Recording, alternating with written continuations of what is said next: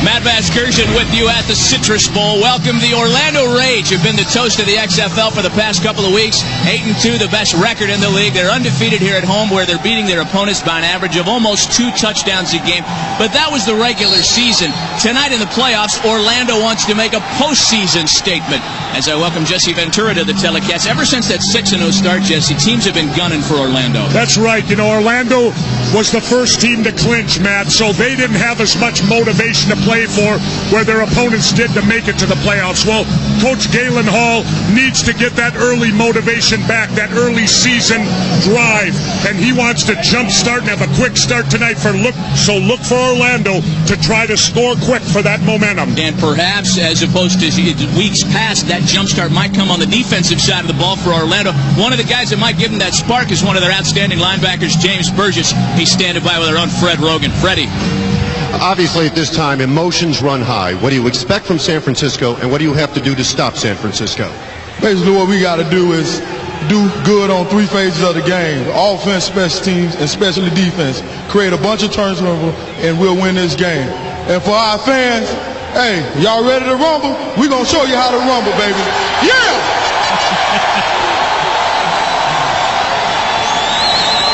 Let's talk about who James Burgess is going to rumble with. The San Francisco Demons have really had to claw their way into the playoffs. This, by the way, tonight is a rematch of a Week 2 game between Orlando and San Francisco that the Rage won 26-14. But as I welcome Mike Adamley to the telecast, Mike, both teams different here in the playoffs. Certainly the San Francisco Demons a different team today. Well, San Francisco coach Jim Skipper says, Matt, throw that game out so long ago. Plus, we're much improved personnel-wise. Mid-season acquisition of strong safety Toby Wright, wide receiver Brian Roberson, and running back Terry Battle, both different makers, missed that first game because of injury. They're back in the lineup tonight. The big question mark for San Francisco at quarterback. The XFL's most accurate passer, Mike Pulowski, out of this game with a shoulder injury. His replacement, Pat Barnes. And what he lacks maybe in leadership and mobility, he makes up for with his arm strength and mobility. And last week against Los Angeles, San Francisco had a dickens of the time getting the ball deep. That could change tonight with Pat Barnes in control. Pat Barnes indeed gets the start for San Francisco tonight. He's standing by with Chris Raggy. Rags. Pat, the table's set. 2 wins away from $1 million. You get the start tonight. What kind of shots are you going to take? The best kind, the ones that score points. You're ready to defeat this Orlando team at home? Yeah, definitely.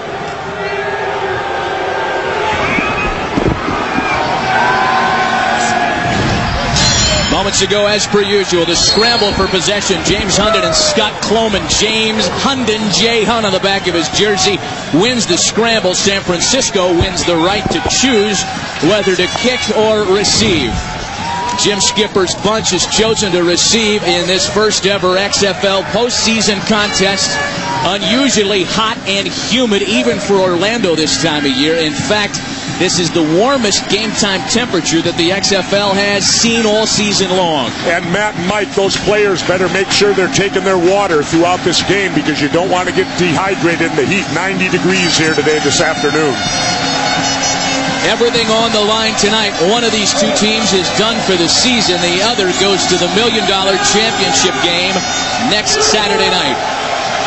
Jay Taylor to kick things off for Orlando.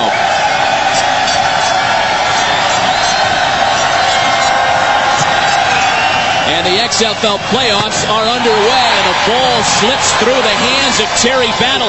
He's got to run it out of the end zone. In trouble already is San Francisco, and Battle just gets it out of the end zone. The Demons take over at the 2-yard line. And that may be that jump start I talked about in the opening right there. Deuce. Number 22, Terry Battle, watch closely, kicked the ball. Actually, he had no choice but to go and get it and run it back out. And lucky he made it that far. He made a couple of good moves just to get it out of the end zone. And it's time for Pat Barnes to take over quarterbacking San Francisco. Making just his 3rd start of the year. Barnes is 1-1 as a starter. Had a great start against Birmingham. 2 TD passes, ran another one in. Struggled in his 2nd start against New York. The San Francisco offense has begun with a completion to Brian Roberson. We talked about the differences briefly, guys, in the open between Pat Barnes and Mike Pawlowski. Both of them are Cal Bear alums. Both of them highly decorated at collegiates, but that's probably where the comparison, the similarities rather, end. Mike Pawlowski, the leader of this football team, also a guy with a lot of experience. But Pat Barnes, Jim Skipper was telling us, a guy who likes to take a little gamble now and then, and is not afraid to throw the ball deep, which was a problem last week against Los Angeles. 2nd and 3 on the ground for Kelvin Anderson, perhaps back to the line of scrimmage at most. The defensive backfield got into the play. Omar Brown in on the tackle for Orlando. Let's go, punt alert, punt alert.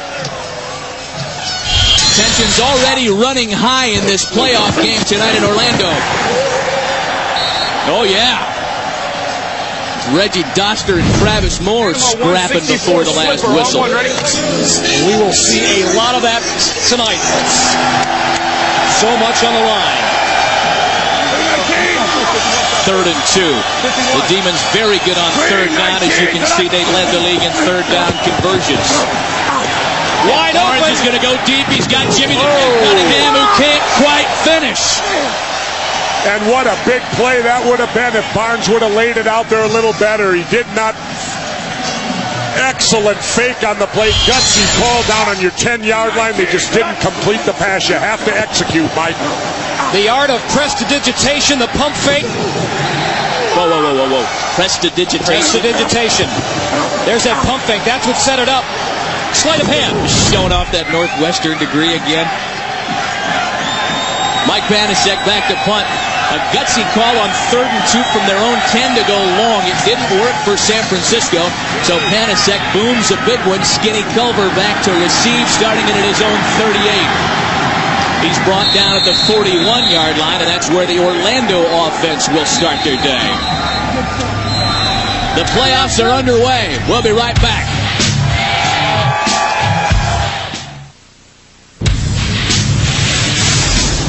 XFL on NBC. Orlando and San Francisco are underway in the Citrus Bowl. Scoreless, one possession into the ball game at 3 and out by San Francisco, and it's time for Brian Kuklick in the offensive unit of the Rage to take the field. Kuklick took over for Jeff Brohm when he went down with injury during Week 7. This is just his 4th professional start. He goes up top looking long for Diallo Burks. A flag on the play, perhaps early PI. Wendell Davis had the coverage on the Rage's leading receiver.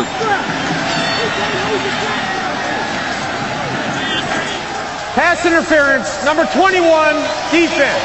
That's a spot foul, automatic first down. San Francisco's defensive game plan, load the front. 8 men in the box, 7 minutes, and they give them man-to-man coverage on the outside. Look at the top of your screen, Diallo Burks working one-on-one with Wendell Davis. He didn't make the catch, but he got the interference call, which is just as good. Liz. A great start for Brian Kuklick. Long again into the opposite corner, looking for Skinny Culver. Good coverage this time by Kevin Case-Behorn.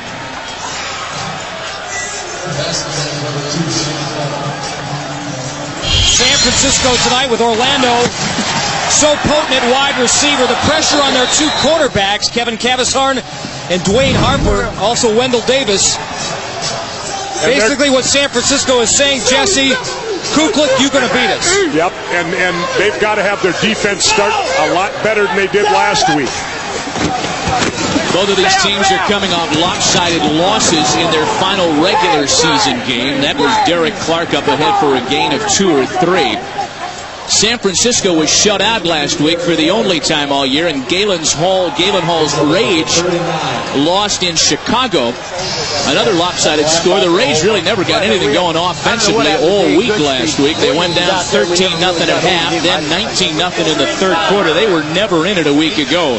So for both teams, a chance to come back strong here in the playoffs. Sort of playing around off of it.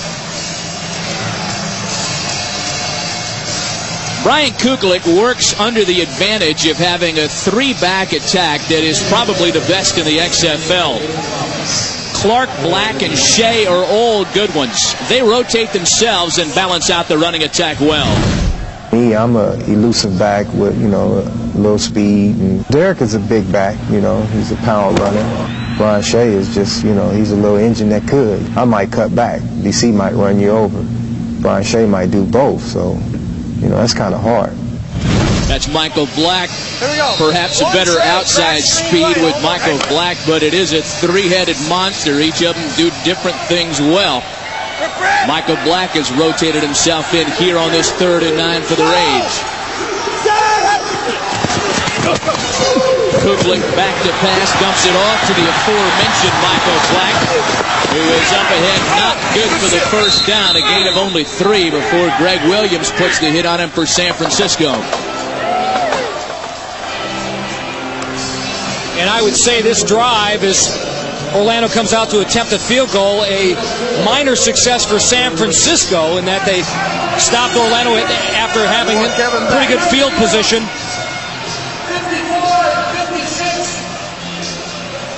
And the bottom line is you still have to make the kick. It's an attempt of 42 yards out for Jay Taylor, who was 7 of 9 during the regular season. He was among the surest things in the league. From 42 yards out, Jay Taylor's good. Orlando, the first to score tonight.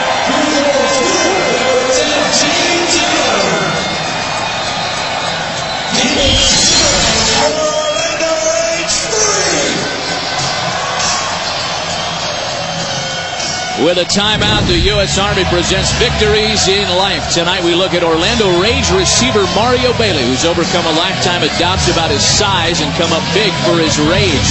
Mario Bailey, a great example of the U.S. Army's Victories in Life. It's always been a problem when people look at me. Just by looking at me, they assume, you know, I'm not a big guy, I'm not tall, so they assume that, well, he's not a football player. You know, I have a hard time getting past security at the games. They question me and want to see my ID and don't think I'm a player. They always want to see the big receivers. When I was coming out, the small receivers start disappearing. You start having guys like Terrell Owens, who's like 6'5", 215. There's basketball players out there. It's scarce for a guy my size, so you have to make plays. I pride myself on just being able to make plays. So, you know, like I said, I have to work hard. That's been all my life. 42-yard field goal by Jay Taylor has put the Orlando Rage up early. 3-0 home team here in the first ever XFL playoff game. Big play on the drive, a 29-yard pass interference play that led to the Taylor boot.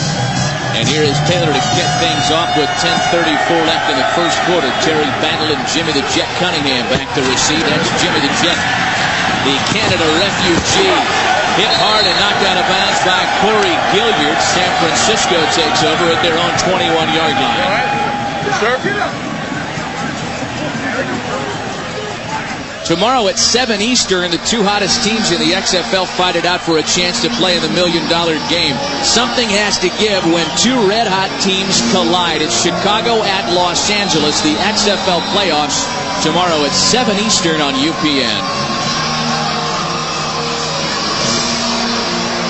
I think whoever wins this one tonight, guys, is going to fear the winner of tomorrow's game because both of those 2 teams, LA and Chicago, are playing good football.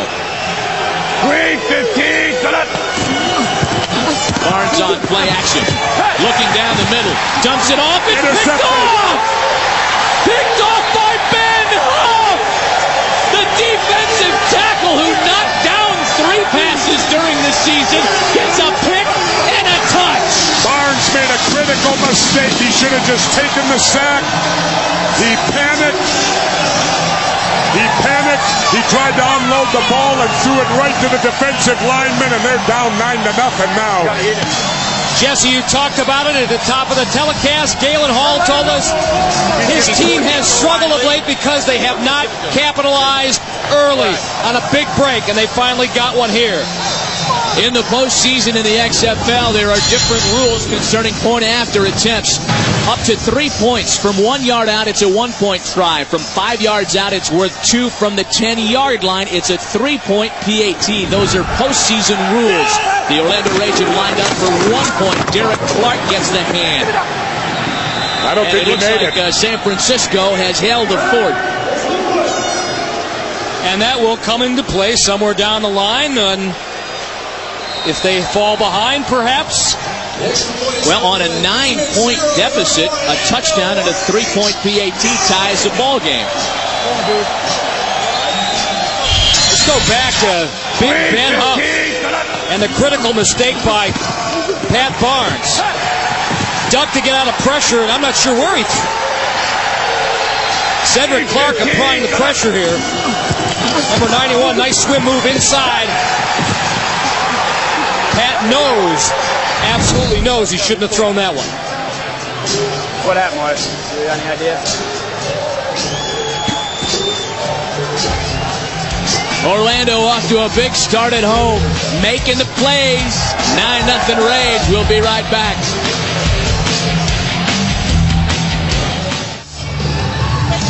Back in Orlando with Ben Huff, who just scored for the Rage. Ben, a case of being in the right place at the right time?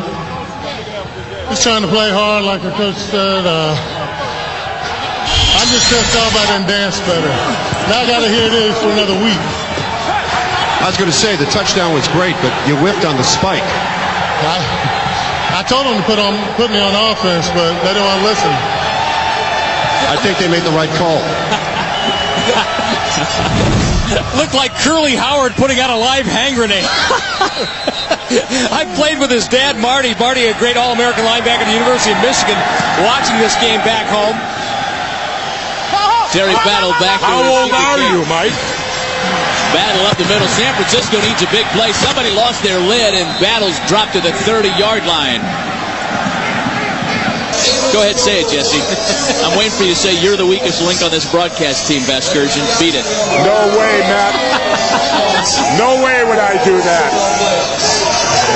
11 weeks, none of us have been voted off the island, Ben. Not yet, not yet. Well, another chance for Pat Barnes in San Francisco, down 9-0 early here in the first quarter. Green 16. They're running. Green 16. Set up. Play action to Calvin Anderson. There's a pass out in the flat to Terry Battle, who fumbles the football. And Orlando has recovered. Wow.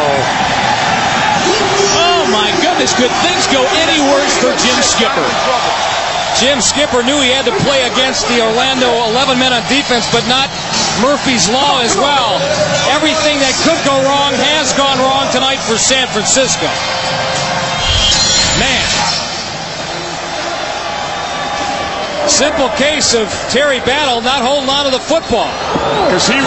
Careless mistake. Totally careless. He didn't tuck the ball in. He didn't really take a hit. It just got swiped out of his arm. And the worst thing that could happen to San Francisco, turn the ball over deep in their territory again. Two great plays by Cedric Clark of Orlando to strip the football. That Rage player down at his back is their outstanding linebacker, James Burgess, the Rage's leading tackler and a guy they can ill afford to be without.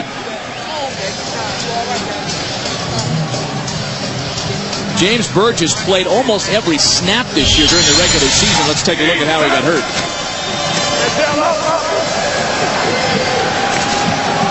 Got kicked in the stomach, so it looks like maybe just the wind knocked out of him.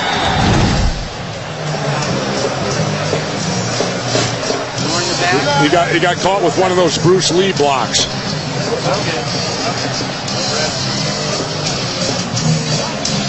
Well, for James Burgess, the playoffs is nothing compared to surviving Hurricane Andrew.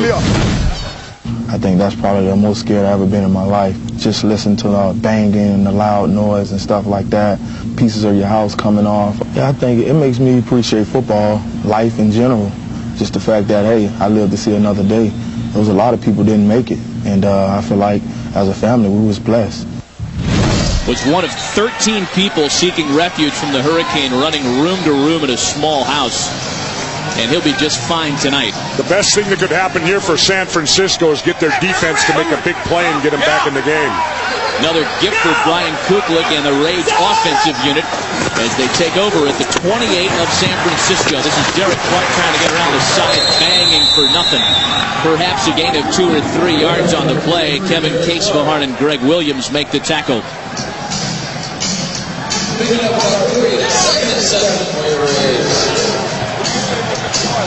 Okay, Brian, here we go now. 060 hooks gas. Here we go. 060 hooks gas. All one, right? We have much room now. Get rid of it. Rip, rip, rip, rip! Go! Second and 7 for Orlando. Looking into the end zone for Diallo Burks. It's incomplete, but a flag's down on the play. Kevin Case-Behar had the coverage. Case-Behar had Diallo Burks covered about as well as a guy can cover a wide receiver of Burks' stature. When you're playing that tough man-to-man defense, though, you got to come up with plays, and they've been caught now 2 big pass interference calls. He didn't look back for the ball till it was too late. Give credit to Brian Kuklick. Burks was not his primary receiver. He actually looked off in one direction and found Burks. That's the second PI call on San Francisco in the first quarter. The first one on Wendell Davis led to the field goal. And here it's Orlando on first and goal here with just over 8 minutes left in the first quarter. We're just underway. That's Derek Clark, and that's an easy touchdown. He ran for 7 during the regular season. You know, I hate to say it, Matt, being from Minnesota, but this has had a start like the Giants and the Vikings. 15-0 Orlando, and people are just settling into their seats.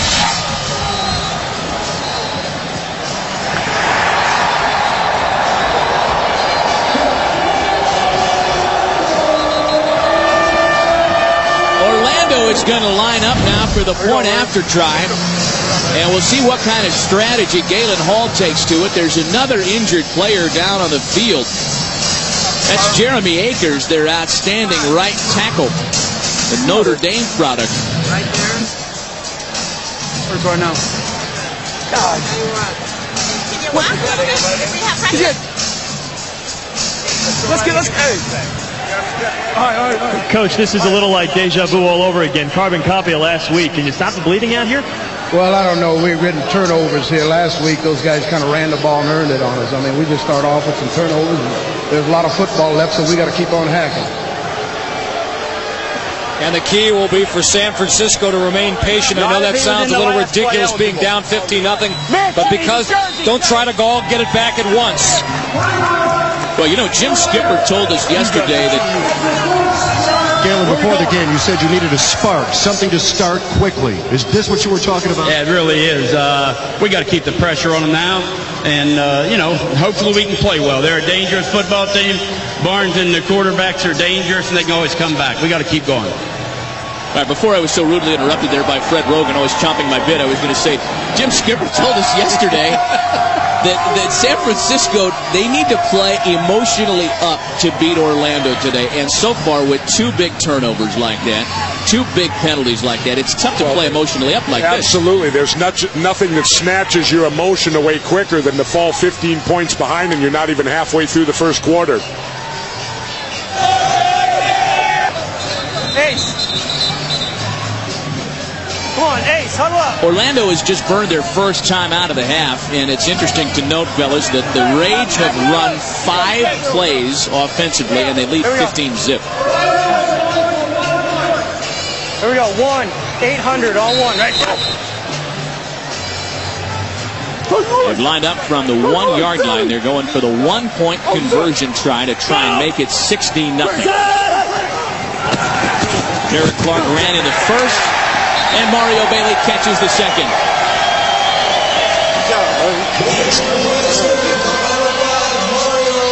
Orlando making it look easy so far tonight. 16-0 Rage with a lot of time left. We'll be right back.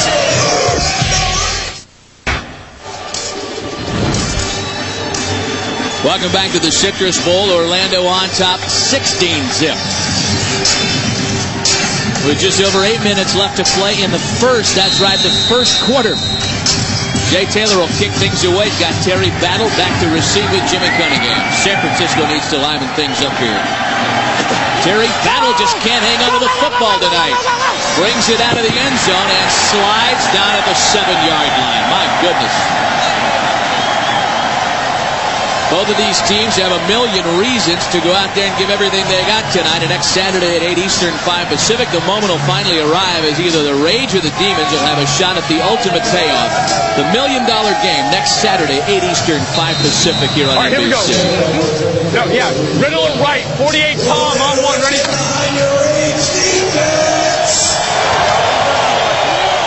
Go! 319! 319! Toss back to Kelvin Anderson. No love there. Mark Campbell came in to knock his head off. A loss of 2 on the play.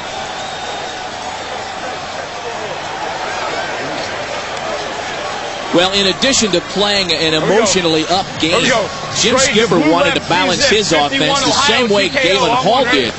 51. When you start with a 16-0 deficit seemingly at the opening kickoff, it almost puts you in a pass position right out of the chute. 51. They're not quite at the point yet where they changed their game plan completely. 319 to that. Barnes in his own end zone staying cool. He gets it away, however. I'll tell you what, you got to say this about Pat Barnes. 16 zip, doesn't matter. He's going to get back there and find a spot to throw. Right about 41. There was an eligible receiver there? 41 was right there. Okay. There was a receiver. Absolutely. 5 yards away. They're saying there was a receiver, so I think they're going to pick this flag up. Not bad. I got... There is no foul. Number 41 was in the area. The pass is ruled incomplete. Third down. Jamie Reeder, the San Francisco fullback, the man who's somewhere in the vicinity, wherever that may be.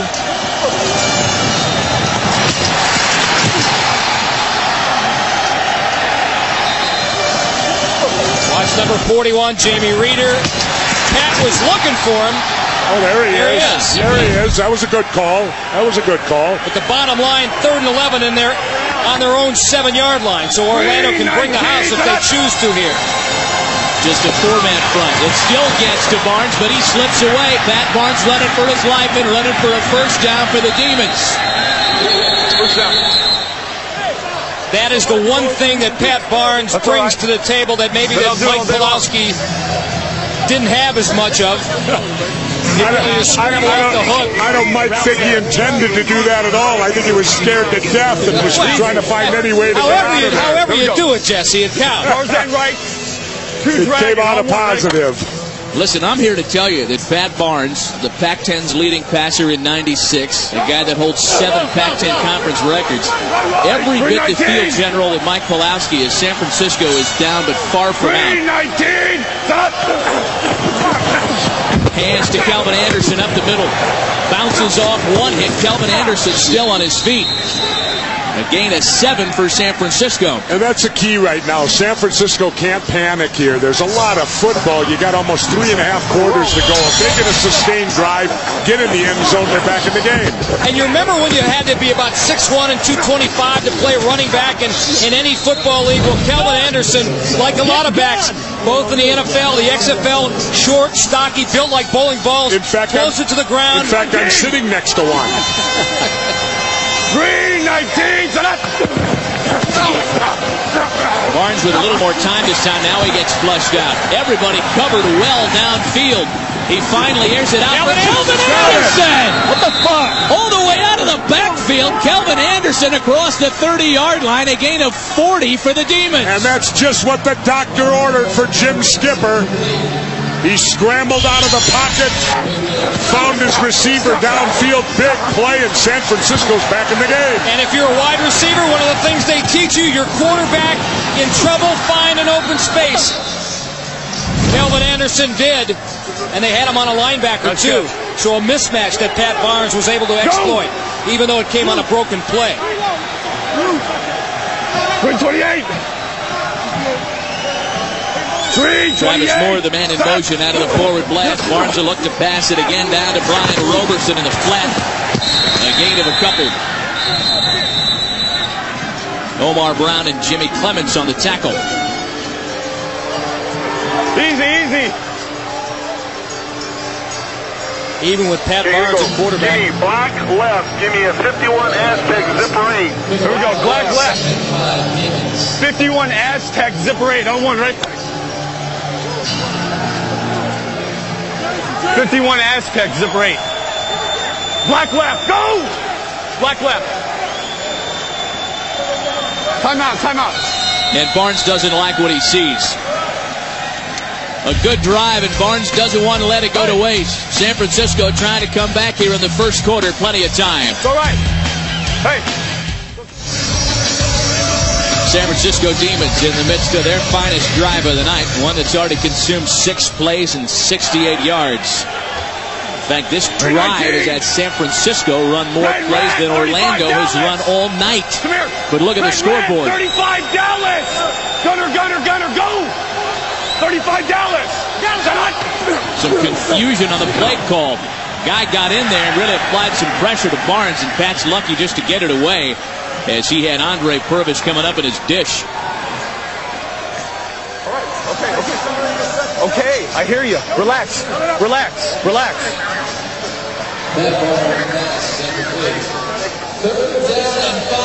Backside 28. There we go. Doubles left. 35 Dallas, backside 28. 35 on 1. Ready? 35. Money. Go. 319.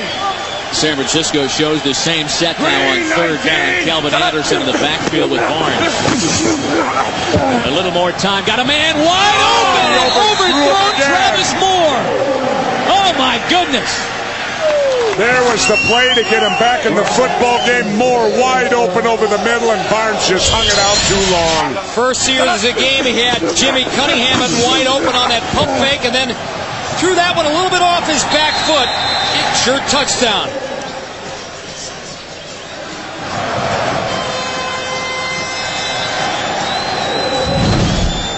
So here's Mike Panasic now, the former drama teacher from Lebanon, Indiana, who took a leave of absence to kick field goals in the XFL. A 42-yarder by Panasic is good to put the Demons on the scoreboard at the Citrus Bowl tonight.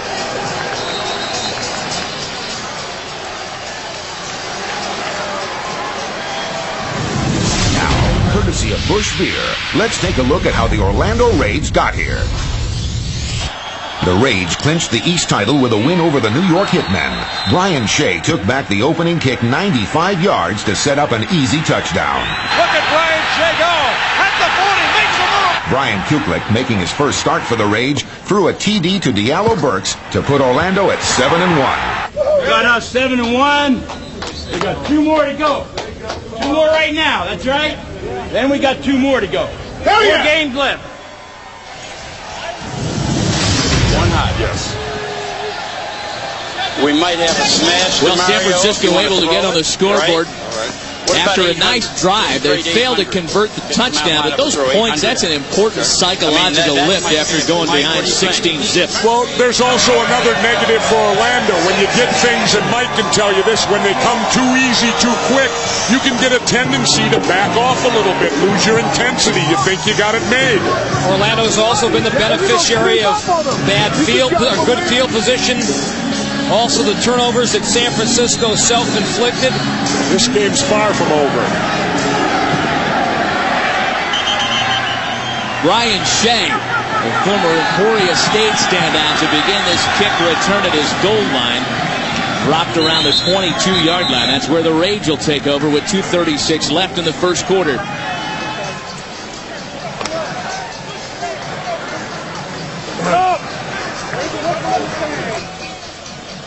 Ace. Hey, Brian, tell the back not to be offset if he can help it. 1-800 on 1, right? Stay behind him. Michael Black is the back that's rotated in for Orlando.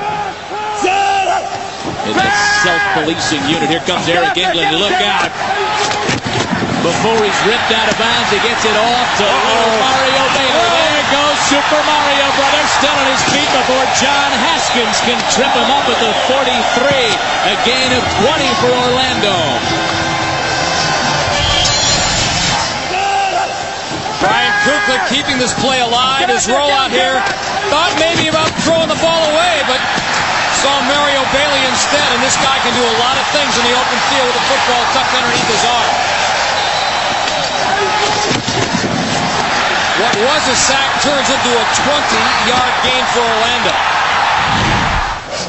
Hey, just take it up. Flag on the ground, and there is a flag on the play. Michael Black, the ball carrier, dropped by Toby Wright. Holding. And indeed, holding on Orlando. Where are we here? You're going to take the 10 yards. Previous spot. Holding, number 73, offense. 10-yard penalty, repeat, first down. Penalties really got in the way of Orlando's attempt to win their 9th of the season last week. Penalties, couple of drops, couple of turnovers, not the kind of stuff that happened against the Orlando Raids all season long. They played very clean football. Trademark of Galen Hall teams. That penalty, the first on the Rage tonight. Here's Kuklick to throw. He's got a completion to the Yellowbirds. A gain of 11 for Orlando. They get some of that back. There you go. Good job, baby.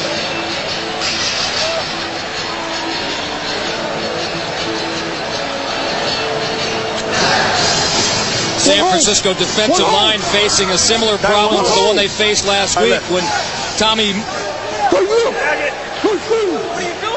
Maddox from Los Angeles those short three-step drops. Brian Kuklick doing much the same thing here. This time to run. And couple of guys miss him. 3 guys miss him. Got to wrap him up. Oh, man, just bad tackling right there. Greg Williams, the Demons free safety, had him all wrapped up and couldn't make the tackle. There you go. There you go. Get it. Foul call. Oh, that's just a lot of guys just grasping for straws, trying to tackle his head. It's a gain of 12, and they move the chains of first down for Orlando. Also, a lot of arm tackling. You got to go through the man. You can't stop one of these backs with your arms today. Final seconds ticking down on the first quarter. One that the Raids had dominated. There's the Yellowbirds again.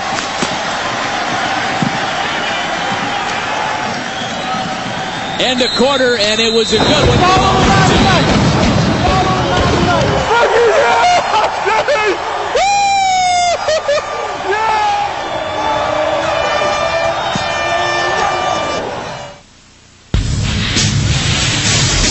You're watching the XFL on NBC. Fresh 15-minute clock here for the start of the second quarter. It starts with a hand of Brian Shea. He's wrapped up for a loss on the play. Craig Powell in on the tacklers for San Francisco. First quarter dominated by Orlando in rather unusual fashion. 2 San Francisco turnovers certainly play a big part as Orlando got their 16 points on only 5 plays. 0-24 under on one. Right. And not only that, but bad special teams play on the kickoffs. They started twice inside their 10. Play action pass here on 3rd and 1. San Francisco brings the blitz. Gets picked up nicely. Craig Powell gets to him, however. That's why you never give up on a play right there. Powell went down, got back to his feet, and still made a big sack. A loss of 10 on 3rd down and a big stop for San Francisco. And because Powell was coming all the way, never got a chance to get that play action mode. Give credit to the Brian Shea for picking him up momentarily, but Kuklick never had a chance to get that ball off. XFL's leading punter is on to kick it away. It's a live ball at the 18-yard line. Jimmy the Jet Cunningham returned 1 punt for a score against New York earlier during the regular season. This one bounces out of the end zone.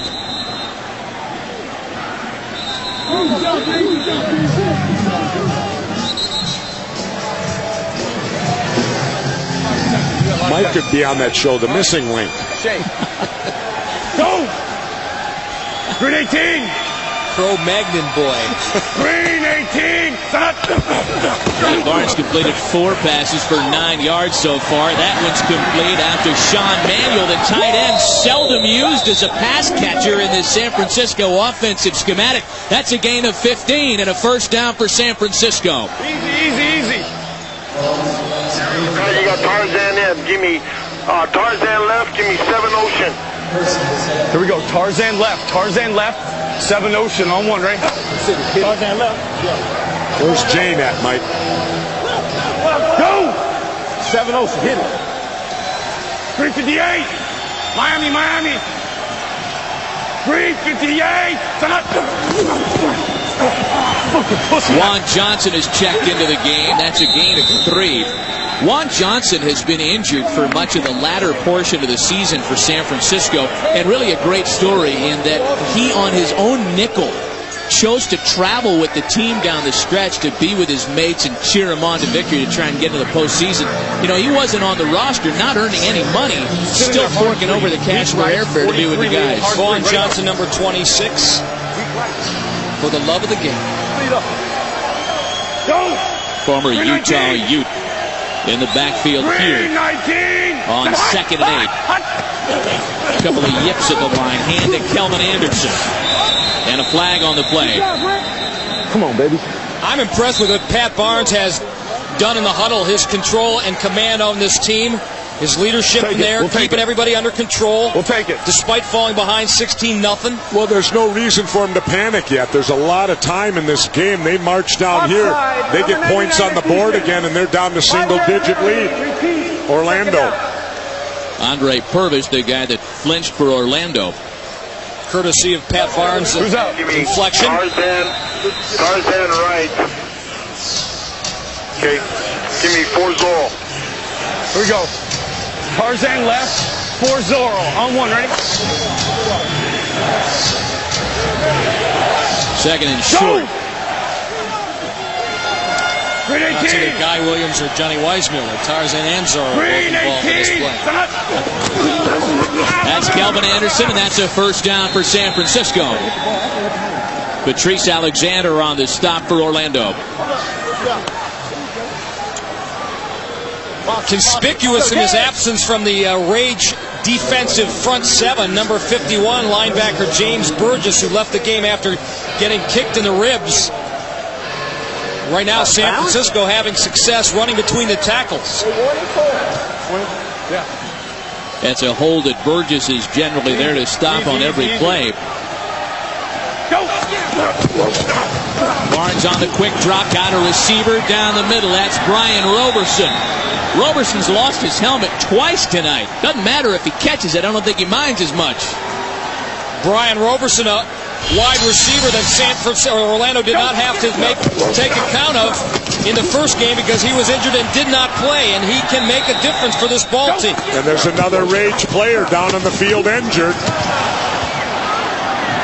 Reggie Doster, the guy that knocked the helmet off, and Roberson says, yeah, we bad. Just like Gene Wilder and Richard Pryor and Stir Crazy.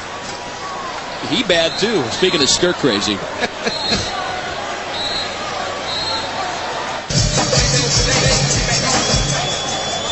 San Francisco trying to charge towards perhaps an end zone strike here with 10:21 left in the second quarter. 4 yards, 43 yards rather, into a drive. Gunner, go! Set up! Barnes with a little flip back to Terry. Battle trying to run the option play, and it didn't work. Cedric Clark jumped on it, and yesterday Pat Barnes told us he wasn't real comfortable with that particular play in the package. Perhaps we just saw why. You know, every time San Francisco gets close to thinking they're getting back in this game, they shoot themselves right in the foot, step all up. Look at that. And if you're not accustomed to running the option, it's very difficult to pick up in just 1 week time. It's all about spacing between yourself and the running back. I think Terry was charging the line of scrimmage a little bit, the space between him and Pat Barnes. And I think it's also called looking the ball in before you start running. When you do, exhale all your air out. Diallo Burks out of the blasting forward motion. Pass goes his way, and he drops the football.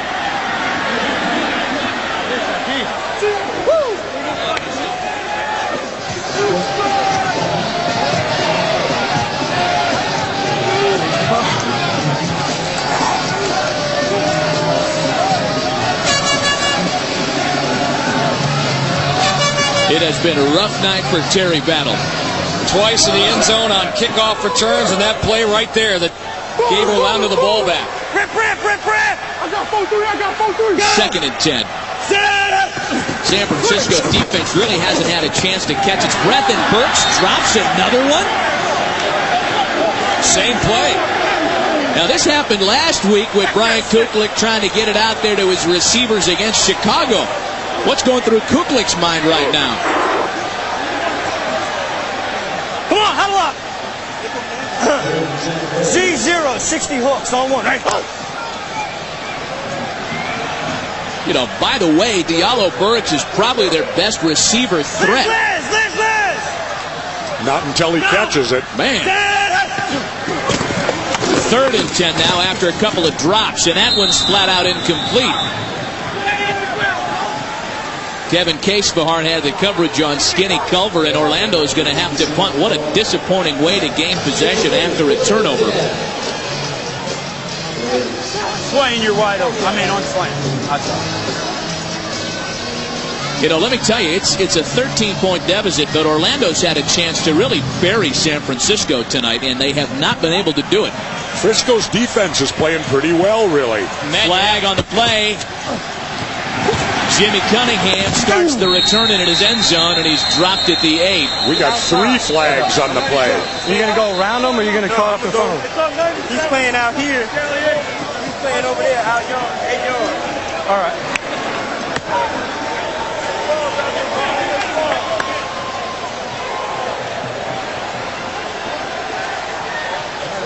97 white holding. What do you have? And we got red team, 54 downfield too early on the kick. So we got to bring it all back. Sounded like they're going to replay the down. Well, I got one guy giving the business. What do you got? Ineligible receiver downfield, number 54. Holding, number 97. Those penalties will offset. Repeat, 4th down. Never mind. Repeat, coach, 4th down. I'm not sure who gets the advantage on this one. Well, you figured Jimmy Cunningham's return gave San Francisco possession at the 8-yard line. It's tough to march him back any farther than that. Got it. Then holding on us. Love her, by the way. My own added unsolicited commentary. Ever since Jerry Maguire. Here's Jimmy Cunningham now to start the return to the 2-yard line. And guess what? The same result. We didn't even need to do it.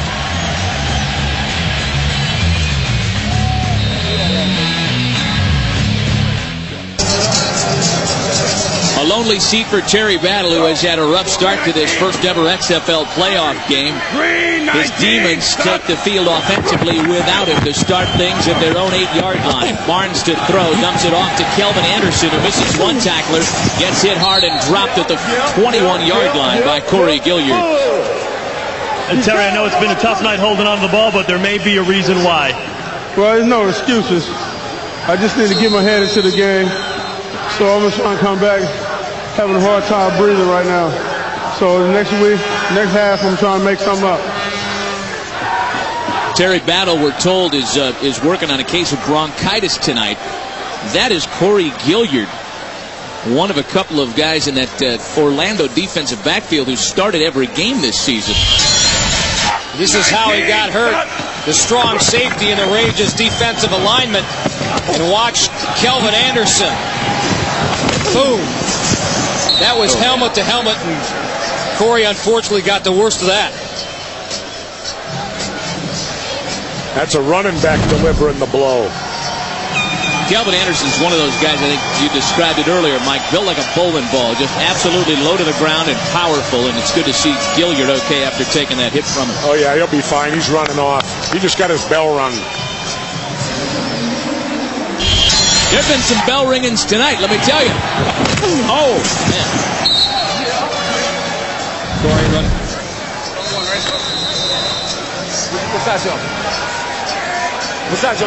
Go! 319!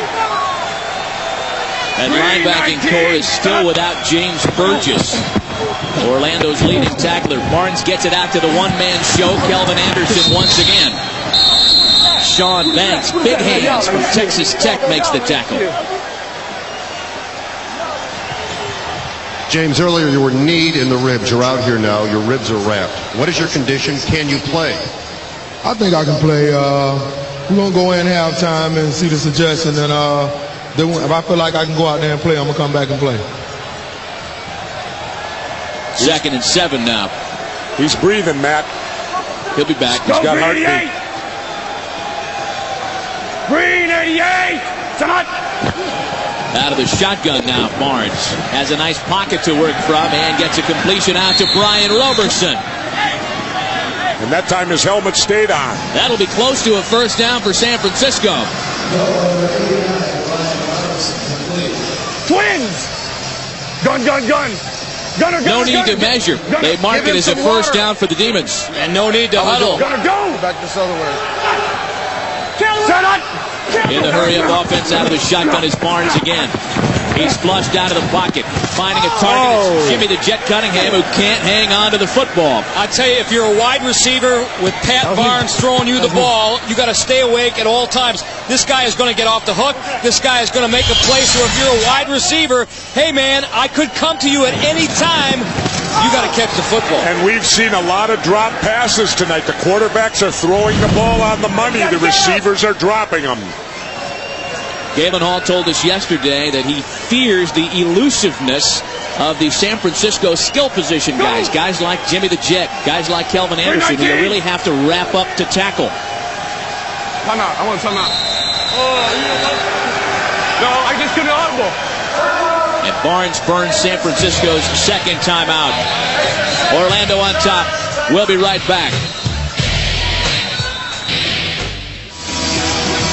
Back from the Citrus Bowl. Just about 6 minutes left to play here in the first half. And San Francisco trying to put together a drive. Nothing more than a field goal so far for the Demons. Barnes rolling. Flushed out once again and on the move. He has to eat it as he's taken down by Cedric Clark. A loss of a yard on the play.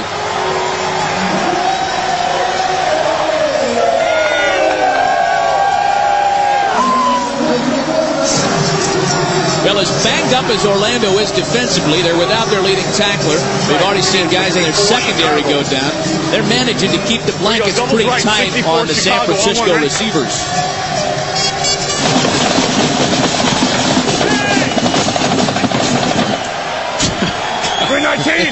Refugees from Jacobs Field. Makes you long for the guy at Cleveland Muni. Barnes in trouble again. And he can't get it away. Again, it's Cedric Clark right in the middle of the mayhem. That just comes off like that, doesn't it?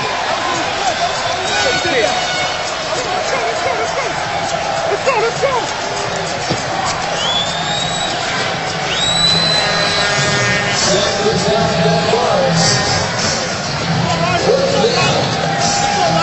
Now the emotional Barnes keeps it in check. Punting unit on as Mike Panasek's on to kick it. It's a live ball at the 49-yard line. A wobbler for Skinny Culver. Starts the return at the 43 and is knocked out with a flag at the 48-yard line.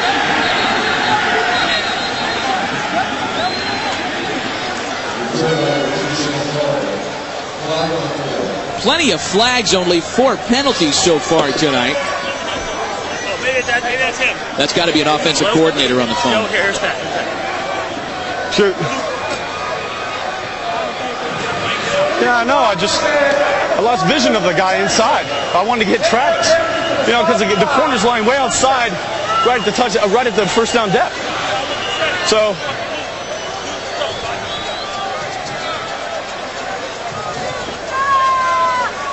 Yeah. All right. You got it. All right. Yeah. The next best thing to being there. Joe Powell, the offensive coordinator, can't beat Pat Barnes, but he can tell him what to do and sees things that Pat doesn't see maybe down there.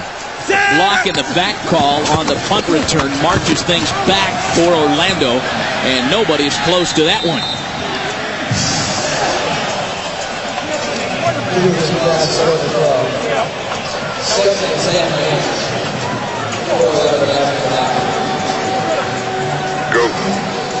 What both these quarterbacks have in common, Pat Barnes and Brian Kuklick, Here we go. 0, 14, check, 15 on one.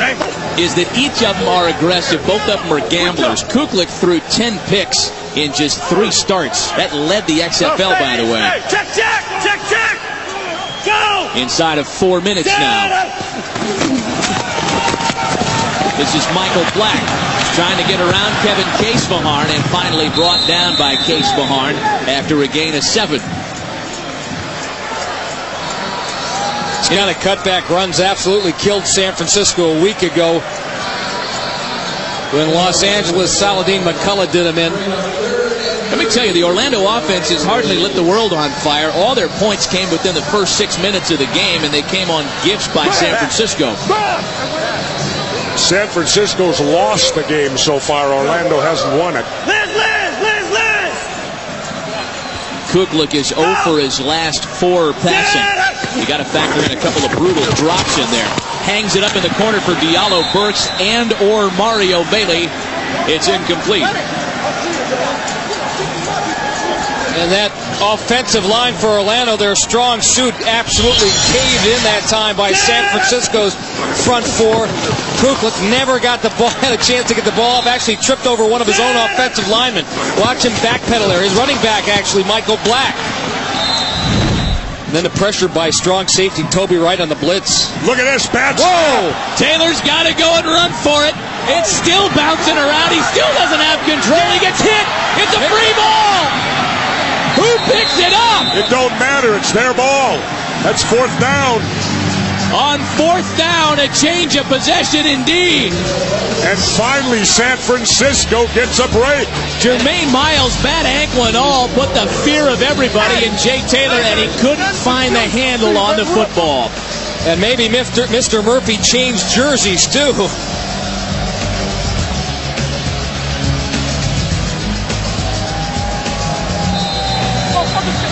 Backup linebacker Rich Young is the snapper, long snapper for the Orlando Rage. That was long, all right.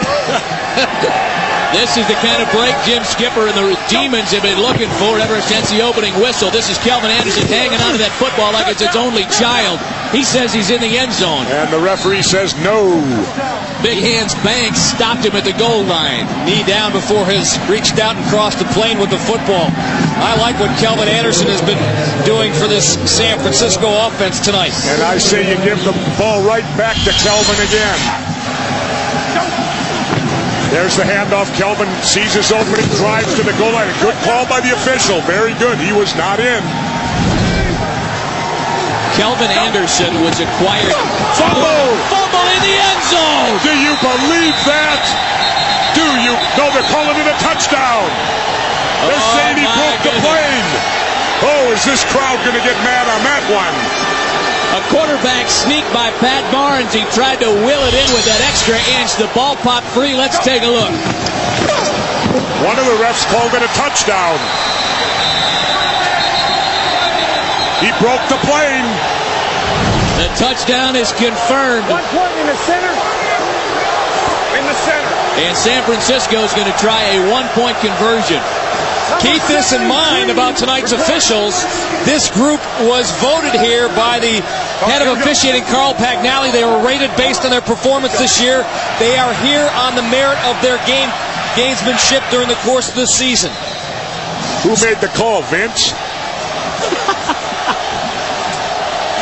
A bad snap on 4th down with the punting team on the field gave San Francisco possession inside the 10. San Francisco has 1 timeout remaining. A controversial touchdown call. And now San Francisco takes a timeout. Oh, this is getting good. Inside of 2 minutes in the half, and we'll be right back.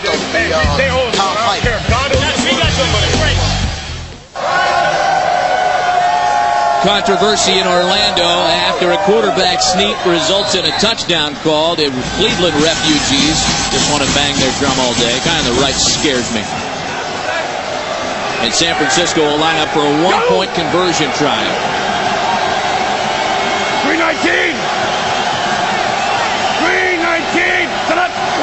This is as riled up as the Orlando fans have been all night, and the reason for that is because San Francisco, after a big deficit to start tonight, trails by only 6.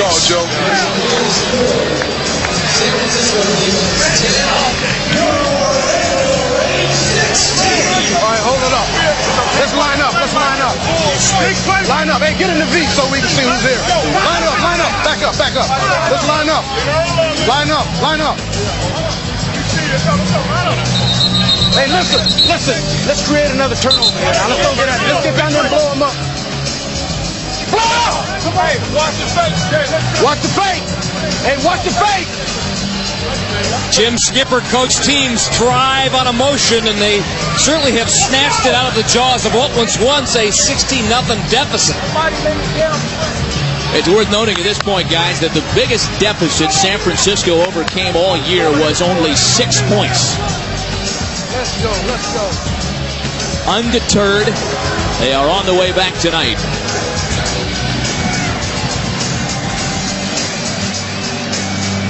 Mike Panasek on to kick it with 1:55 left in the half. Brian Shea, the deep return man for Orlando.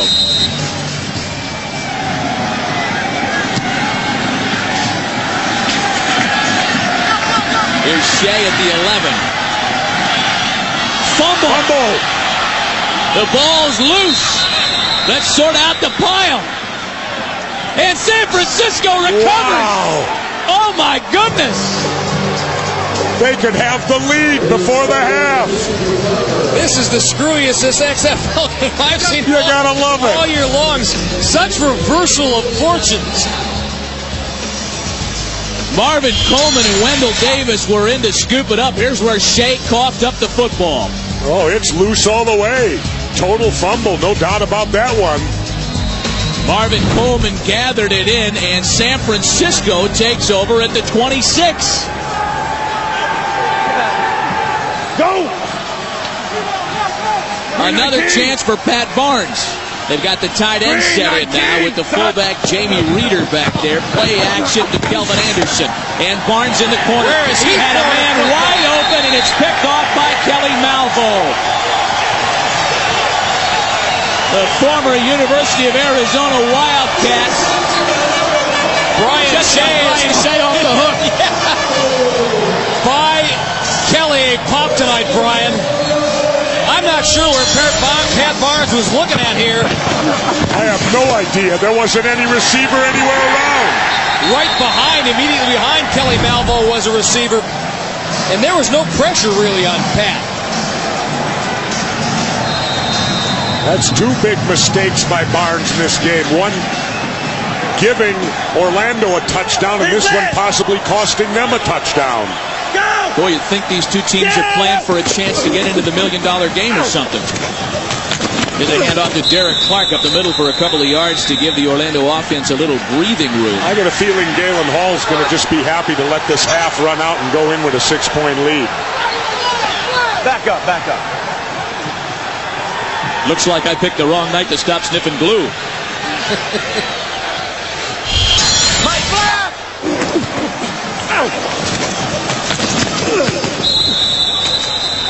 The battle away from the battle between wide receiver and defensive back.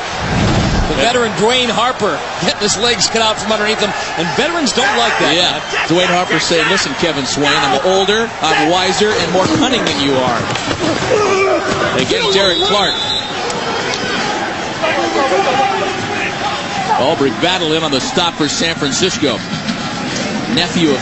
Nobody using timeouts here. Frisco with 1 left could stop the clock once more and try to get the ball back, but apparently they don't want to. Do you want to hear how Aubrey battles the nephew of Sidney Moncrief, Jess? Sure. It's a great story. Tell us. Aubrey battles the nephew of Milwaukee Buck great Sidney Moncrief. And when we asked him about it, he didn't know it, right? Am I in his will? 3rd and 6, now, and San Francisco just takes their final time out of the half. Now, why do you wait, Mike, 15 seconds to call that timeout? Why would you call it right when the play's over? Got it? Hey, hey! Now, courtesy of Busch Beer. Let's take a look at how the San Francisco Demons got here. Winning is what bonds the team together. Feel what it's going to feel like when we win this thing. Knowing we're going to the playoffs. Knowing we got a shot. Feel that right now. The Demons faced the Outlaws with a playoff berth on the line. They got an early score off special teams, and later Mike Pulaski hit Terry Battle for a 25-yard touchdown to send the Outlaws home and the Demons to the dance. Jim Skipper's Demons have had their backs to the wall seemingly all year long. I would too. Get out of here. Yep. It's all right with it. What's Skip say? I wish we could get out of here. I don't think he's talking about the Citrus Bowl. I think he's talking about this half. That's going to be the quarter. Final seconds tick away on an unusual half of football. In the end, it's just a 6-point contest as the teams go to the locker rooms. This thing is wide open. It's anybody's chance to go to the $1 million game with a win tonight. We'll be back after this word from your local NBC stations.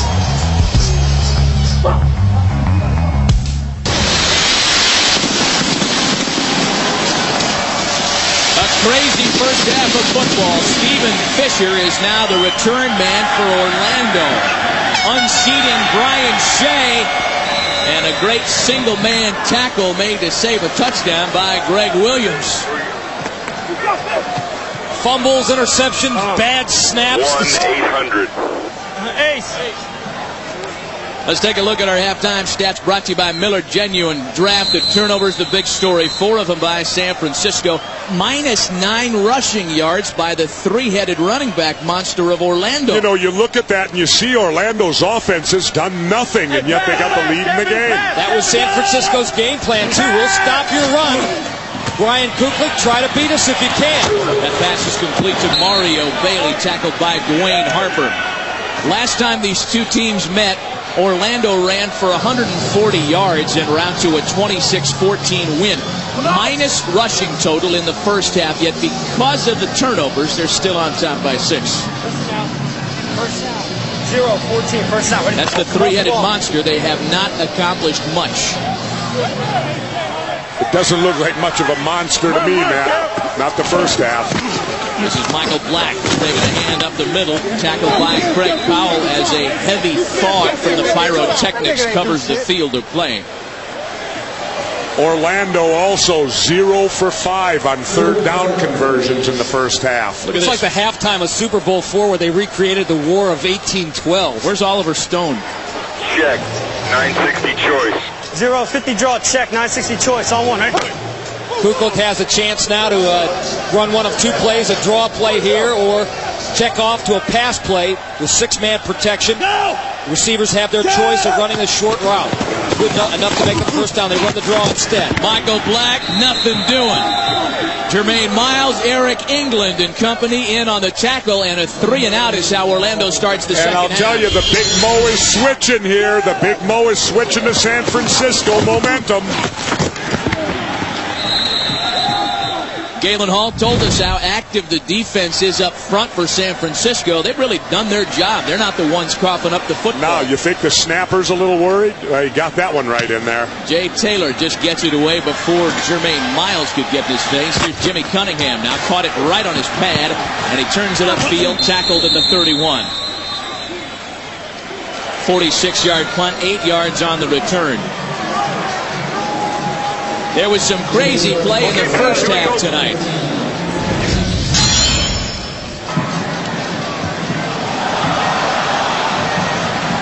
The bad snap, and that explains the negative rushing yards for Orlando tonight. And then right after that, 2 plays later, the controversial touchdown on the sneak by Pat Barnes. The result is a 6-point game here in the second half. 3-19. Stop.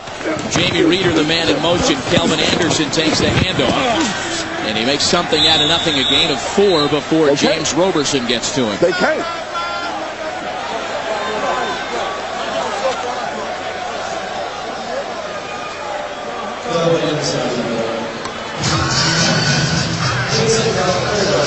Here we go.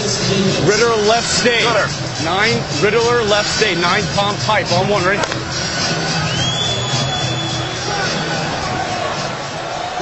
Go, green 19. Green 19. Set. Go.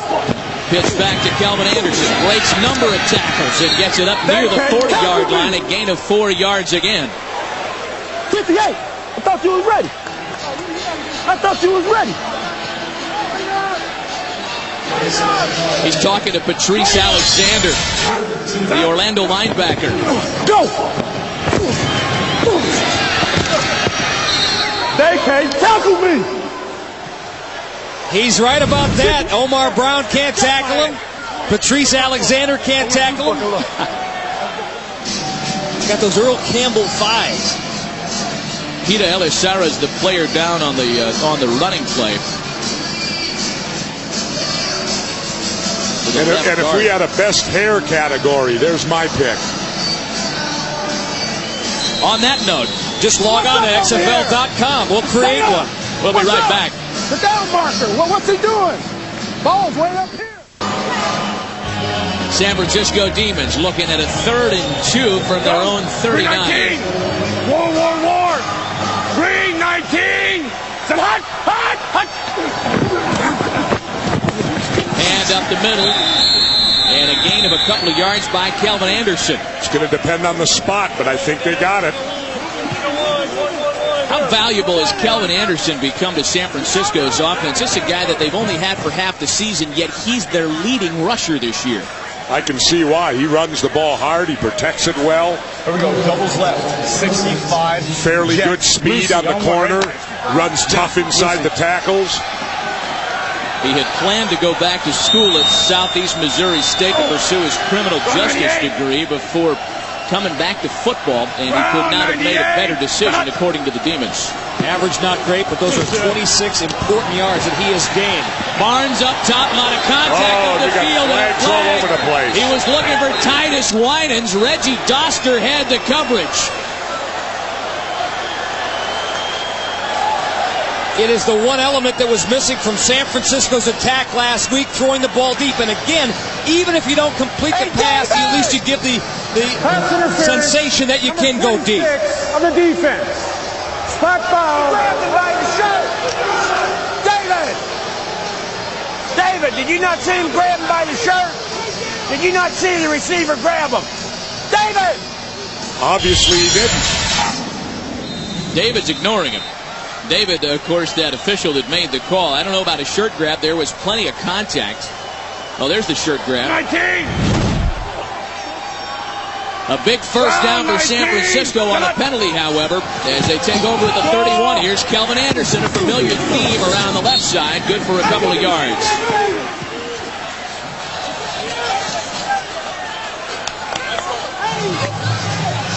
He's got that.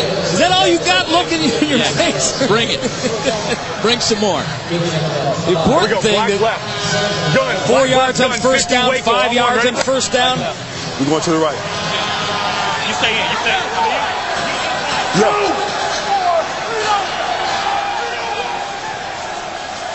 Fifth play of the drive. 2nd and 5 now for San Francisco. Barnes out of the shotgun. Roberson was the man in motion. It's complete to Brian Roberson with plenty of room to run. Tackled at the 10.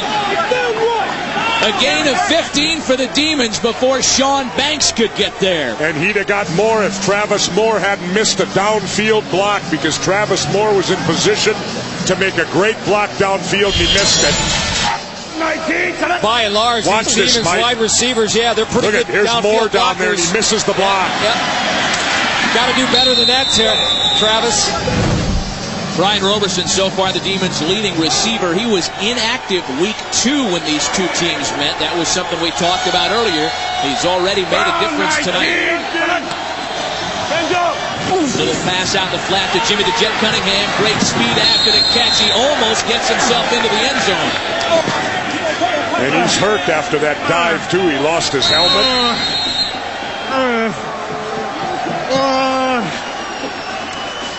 The Demons' leading receiver and a man they can ill afford to miss.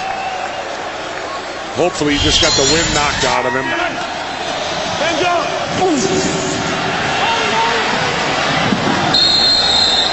Sometimes you pay the price for extra effort. And we may be finding out if Orlando can come from behind. We know they can in the regular season, but we may find out whether they can in the playoffs.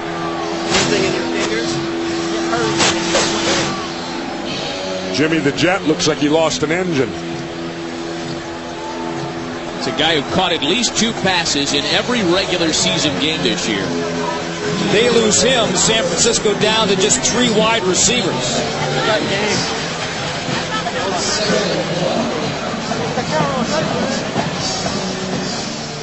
I think he's going to be back.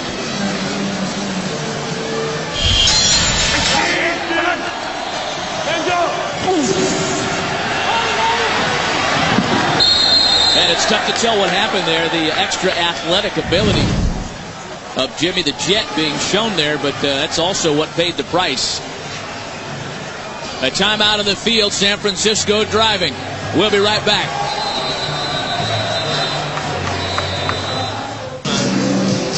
Jimmy the Jet Cunningham, the Demons' leading receiver, sidelined for the moment. We'll check in as to the extent of the injury in a moment. Meanwhile, 2nd and goal for San Francisco on the Orlando 1. They try to sneak it in again. This time a lot less controversial. Touchdown, San Francisco.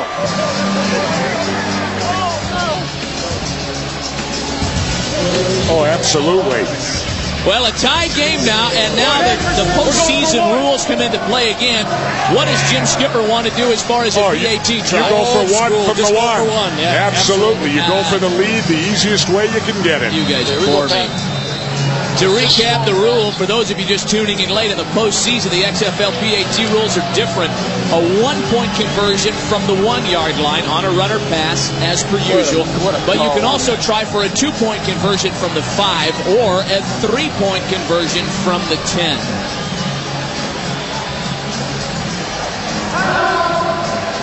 And San Francisco's taking a timeout. Hey, he called something that we never...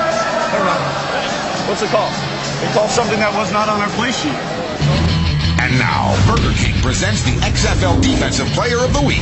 In the land of burgers, Whopper is king. New York Hitman corner Joey Elam's intercepted 2 passes against the Bolts in a 22-0 shutout win. One was converted into a score when he lateraled off to Donnie Caldwell, who took it in for a touchdown. Elam's ended the season number 2 in interceptions with 4 overall. That was the Burger King XFL Defensive Player of the Week. In the land of burgers, Whopper is king. We talked about it with both coaches yesterday, and Jim Skipper told us you let the game dictate what you do on the PAT. And as you guys mentioned, I kid you about it, this is no time to get fancy with a 3-point conversion attempt. Well, you know, when you look at both coaches, Jim Skipper looks very relaxed right now on the sidelines. Galen Hall does not look that way on the Orlando side of the field. Galen's got the look of a man who's just seen his team blow a 16-0 lead, with no signs of generating any kind of offense to regain that lead. All 16 Orlando points within the first 5 minutes of the game. Go! 319! Miami! This is a point after attack for San Francisco to try and break the tie. Play action to Calvin Anderson, a pass into the corner. No good. And the PAT is incomplete. Why do you throw with a running back like that from the 1? Oh. We'll answer these and other questions when we return.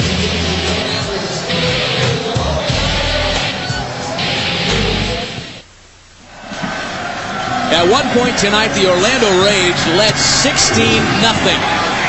San Francisco, as they've done all season, has clawed their way back in this thing. We're tied here in the 3rd. And the man returning the kick, almost beheaded by Otis Floyd, Stephen Fisher, just got his head knocked off. I'm not so sure when you're on the 1-yard line, you got a back like Calvin Anderson who's ripping holes through the defense. You run a play like this, you got to go for 3 points there. Coach, you're back in this thing, but with all due respect, the rationale behind the call on the point after, what was it? Well, what happened was we called a formation that Pat wasn't sure of, so he called the timeout so we wouldn't screw it up. because you never know. At 16-16, that might have been the winning point. So that ain't a bad timeout. But a pass play there at the end when you're on the 1 yard line. Hey, you can call run or pass. Hey, anything goes. If it goes, then it's good. It don't matter what you call. I think that don't. Well, that Skip's way of saying if it worked, that was a genius. So get out of my face. Yeah. Go! We have not seen much of Kuklick and the Orlando offense. This is Michael Black, and they got nothing going on with the running game tonight. A loss of a yard on the play. Eric England and Pete Talamamao there for the tackle. They were open about it. They were bold about it. We're going to game plan this thing. We're going to put 8 men in the box, 9 men in the box. You try to run it against us, you won't be able to. So, Brian Kuklick, you've got to do your job at quarterback and beat us, and so far he has not. There's Big Penny. Big Penny Talamamao making a start tonight. Nothing on the ground for Orlando tonight. That story was just the opposite first time these two teams met, and Eric England is there to put his mitts on that pass and knock it down. Clearly not the same team we saw earlier in the year with Jeff Brohm at quarterback. What's up, mama? Put your hands in the back. And Eric England's wishing he had that play over again because that had nothing but 6 points written all over it had he just caught it. Hey, you know what? In defense of Brian Kuklick, he made only 3 starts. Here we go. 0, and passed for exactly 1 yard less than Jeff Brohm did all season long in 6+ starts. But he is one of his last 7 here tonight. 3rd and long. Flag. And the yips on the line of scrimmage. Eric England is claiming he was drawn offsides.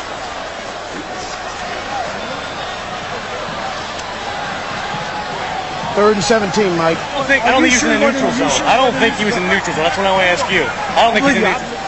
Hey, Pete! Peter! Hey, Pete! Pete! Pete! Hey, Pete! Pete! Watch the screen! Tell him! 68 offense. That's Dan Goodspeed. Penalty on Orlando. I'll tell you what, this is not the Orlando team that went 8-2 during the regular season and did it virtually mistake-free all year long. And they're facing 3rd and long now. They're 0 for 6 on 3rd down conversions tonight. Pathetic for the Orlando Rage. Again, 3rd and long, a passing formation. Kuklick buys some time as the tacklers tackle themselves, and the pass is incomplete. Looking for Diallo Burks. And it also in danger of maybe losing their best asset, and that's their home field advantage, the fans they have here in the Citrus Bowl. They've been taken out of it since late in the first quarter. And here's the punting unit once again. Jimmy Cunningham is checked back in the game. He's back to return the punt of Jay Taylor. He's got that elbow taped up, and he starts the return at his own 18-yard line. Tackled after a gain of 7. 1st and 10 for Pat Barnes and the Demons. A line that started out nothing but ugly is suddenly looking more and more respectable the deeper we get into this ballgame. 16! Hand to Kelvin Anderson. Mark Campbell in on the tackle after a gain of 3. The guy giggling it at the bottom of this. I'm loving this. Guys, look at the total yards. San Francisco 166, Orlando 24. Mike, go suit up for him. I'm not sure I would help even at... at 24 yards, you could double that. I know you could. So the Rage en route to their win over San Francisco in week 2, almost 300 total yards of offense. And again, we're talking about a team that went 8-2 during the regular season. They have been nothing but quiet since midway through the first.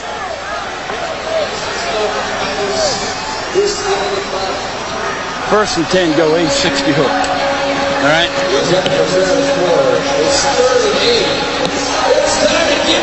Rage coach Galen Hall's already talking about their next possession. It looks like he's going to take over the offense there. Go 19. 3rd and 8 for Pat Barnes. San Francisco is 2 for 5 in third down conversions tonight. Dumps it off to you-know-who, and Kelvin Anderson's wrapped up.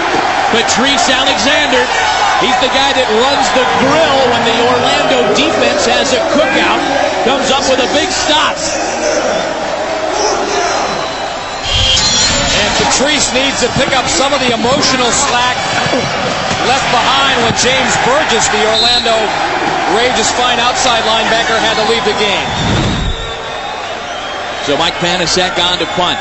A live ball at the 46-yard line. Skinny Culver's the deep man for Orlando. Great hang time on the punt. Culver's there to begin the return at the 22. He's tripped up and stumbles across to the 33-yard line. Well, the Orlando offense gets another shot.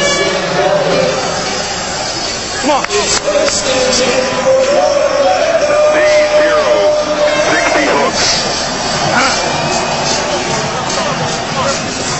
60 hooks on one, right? 60 refers to the pass protection. 6-man protection, all the wide receivers, 3 of them in this case, running the hook pass. Kuklick over the middle, it bounces off the shoulder pads of Mario Bailey. Can't believe he got it in there to begin with. Yeah, Kuklick with a lot of confidence going into triple coverage. A lot of young quarterbacks suffer from the Superman complex. They love their arms. They fall in love with their arms. They think that they can thread the ball through any needle. The more you play this game, the more you realize and have respect for the defensive backs. And right now, it's critical not to turn the ball over. 3 minutes in ticking here in the third quarter. And that one's dropped. And there's another thing in Brian's defense. He's had his best receivers, in that case there, Kevin Swain, but also Dialio Burks tonight, drop balls. Well, I think here Kevin Swain was looking at Kevin Casefaharn running him down. Yeah. You're going to get hit either way, though, right? Catch the football. 0 tray, 962 on 2, seam, all one, right? Brian Kuklick started out the night 4 of his first 5. He's 1 for 10 since. Rip. But again, a lot of those passes have been dropped balls. Looking at a 3rd and 10 here. That one batted up in the air. There's the turnover.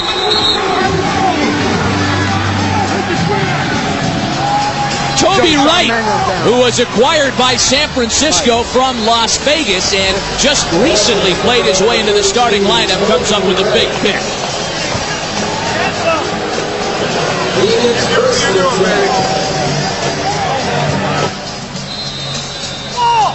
Let's go!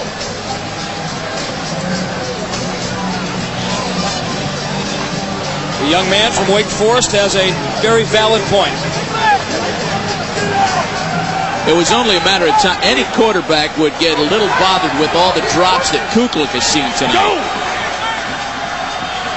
You can continue to love your receivers for so long. Here's Kelvin Anderson again hanging onto the football for your life and breaks a big one, tackled at the 36 by Corey Gilliard. I'll tell you, I'm very impressed with Kelvin Anderson's running. Let's go back to the interception a moment ago. Mario Bailey, the intended receiver. Kuklick put it there, maybe a hair behind him, but again, a catchable ball. And Bailey tips, and the result is San Francisco interception. Real right. No, shift is real left. 4 Zorro. I'm one, ready? Kevin Casefaharn in the middle of that once again. Go! After the first down run by Kelvin Anderson. Barnes and the Demons at their own 37, rather at Orlando's 37. They spend their second time out of the half. Ooh, and that could be troublesome, using up those timeouts in the third quarter. How about San Francisco? Open up your golden gate.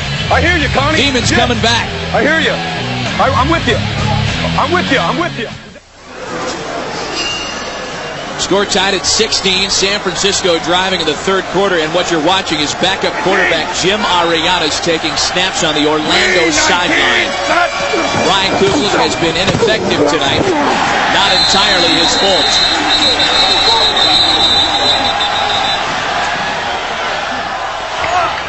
Jim, the next time the Rage has the ball, you'll be in at quarterback. What will you attempt to do? What are your thoughts?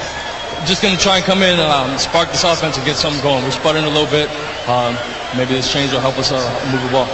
In the playoffs, do you feel any pressure in this situation? No pressure whatsoever. And if you believe that, Jesse... I was just going to say that. Mike, do you believe that? Note that 4 drop balls, and we saw Brian Kuklick finally air out his receivers on the sideline. That might be part of the decision, too. That pass is complete to Brian Robertson, who is in the midst of a big receiving night for San Francisco. Jim Arianes has yet to take a single down, a snap from scrimmage this year in the XFL. I think more important, the question is how many snaps has he taken in practice? That's what you really got to ask, too. Final seconds tick away on the third quarter as the plot thickens in Orlando. Don't go anywhere. You're watching the XFL playoffs on NBC. Yeah, Ripperlands, and we had a draw check going. They were 0 straight across the board, 6 yards. This is the XFL on NBC. Well, we're 15 minutes of football away from knowing which of these two teams gets a chance to play in the $1 million championship game. That is, unless, of course, it goes into overtime. We don't even want to think about that. Look out, Pat Barnes. He gets it away and has a completion. He finds Travis Moore with people up in his kitchen. And I think Travis got just enough for the first down. Big play for... And a lot of cramps out there. You can see him working on the legs right away. You got to take those fluids, Mike. You know that from your Ironman experience. Look at Barnes. Pat Barnes now the trainer of the San Francisco Demons. At one point in the game, he carried off one of his injured players, teammates to the sideline. Now he's massaging this guy's calf. The more things you can do, Matt. I love this guy, seriously. I mean, Pat Barnes plays with such nerve, if you will. I can think of another word for that, but nerve is probably the more appropriate, family term. And you were right. You touched upon it earlier. Everybody thought that this team might be in trouble with the loss of Mike Pawlowski, but this guy, every bit the same kind of leader that Mike is. Wait, Coach. You want me to just run a go out there? Because in 33, you see 33 out there again. I know. But I don't have time. That's the issue. I got you. But just think about it. Kelvin Anderson, who's been a big cog in this offense tonight. Use me. You can anyway. I'll catch the ball. I'll run the ball. Do whatever you want with it. Well, as I said earlier, Anderson's really impressed me. He's very versatile. He's tough as nails. You can tell he likes to hit. Well, we talked to Kelvin yesterday. He told us he was just waiting to get down here. He was chomping at the bit to get into the XFL until his free agency was declared in Canada. He couldn't join the XFL. Once that happened, the Demons became a completely different team.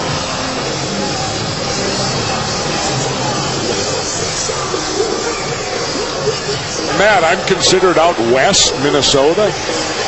Well, I think in terms of the basketball world, you are an island unto yourself. Wait a minute, you're from Milwaukee. You're not that far from me. Well, you are an island unto yourself, though, Jesse. The Wolves are considered out west. Okay. Western Conference. That's right. The Target Center's west of the Mississippi. That's right. So we got it covered. Travis Moore being escorted off the field after making that grab. In fact, Matt, I'll be there. I've been a season ticket holder now for about 7 years. It's not a bad basketball team either. Oh, Garnett's always fun. First and 10. Here's Calvin Anderson. Penetration into the backfield. Ricky Bell couldn't tackle him. Rich Young finally hammered him out of bounds. Calvin not happy with the play call. Didn't want to run the sweep. Wants to run inside those tackles. Easy. A loss of 4 on the play. Tarzan left. 35. Dallas. Backside 28 to the left. On one. Ready? You got Dallas. Pat Barnes has completed 10 of his last 13 passes. Green 18. Green 18. Shut up. Hands up. Over the middle and incomplete, looking for Jimmy Cunningham. Threw it behind Cunningham. Cunningham was open, but Barnes not delivering on that one.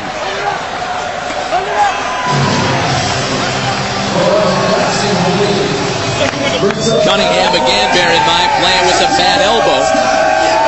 There have been injury casualties and significant ones on both sides of the ball. Here we go. Shift. No, you're fine.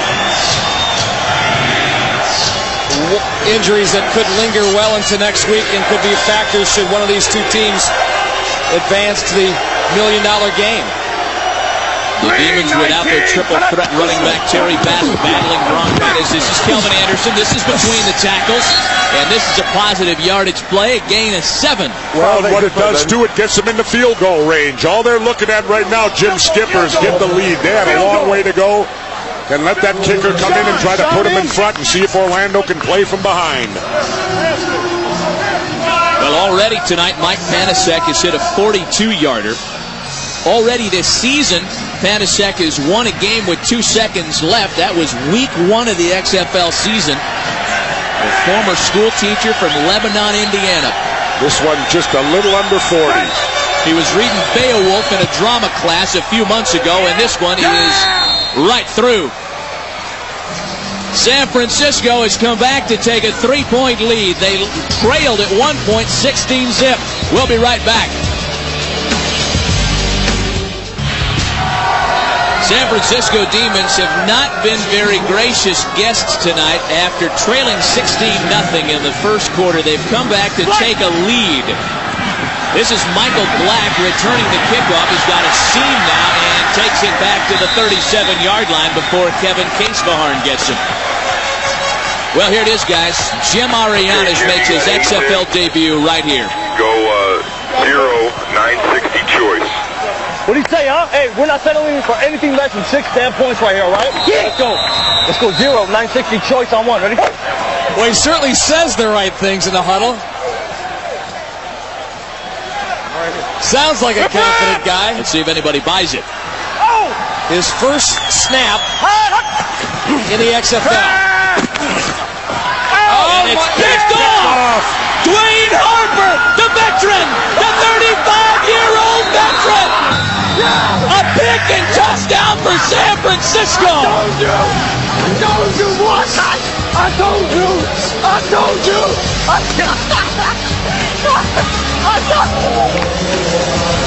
Well, he said he wasn't going to settle for anything less than 6. The only thing he didn't have in mind was a San Francisco 6. I don't mean to laugh at a man's misfortune. Dwayne Harper told us yesterday one of the reasons why he's still playing football at the age of 35 is his smarts.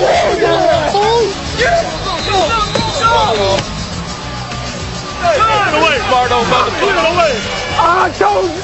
Hey, we're going right back now. Let's go. And the crowd here is stunned, guys. They're stunned. They're out of it. Don't worry about it. What, did the guy just squat? They're here in body, but not in mind. They got nothing to think. Go. Here's the PAT try from Kelvin Anderson from 1 yard out. And it's good. Let's go. It's not over.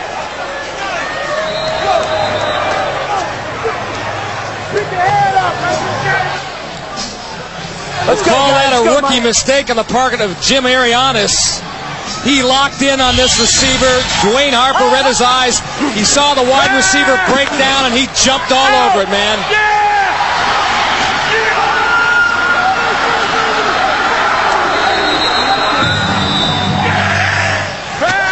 Kevin Swain breaks down.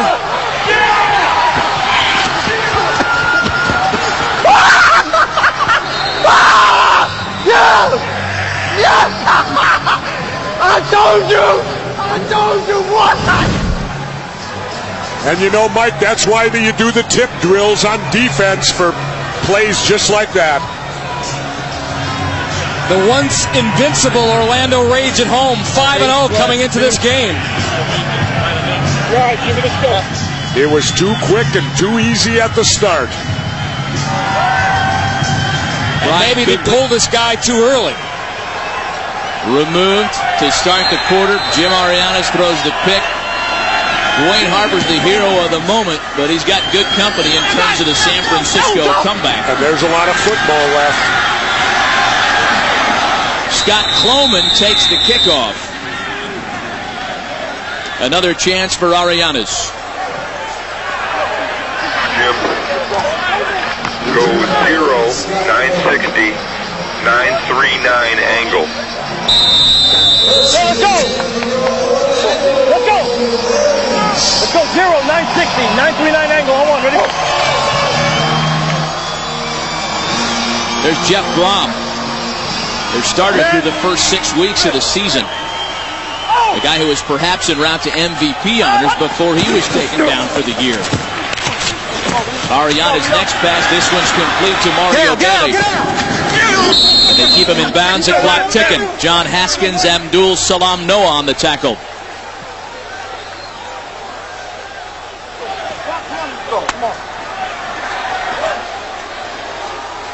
A little cheeky out there. Tempers are flaring out there because I'll tell you can read it all over Orlando. Their fans, their team, they're stunned. Under spike 48. Best record in the XFL, 8-2, and they're in trouble. Undefeated at home during the regular season. Down by 10 here in the fourth. Fumble! Still alive! Frisco's and got San it. Francisco recovers! James Williams. The Demons take control. Nothing has gone right since halftime for Orlando. Ever since that bad snap. It was that bad snap on the punt.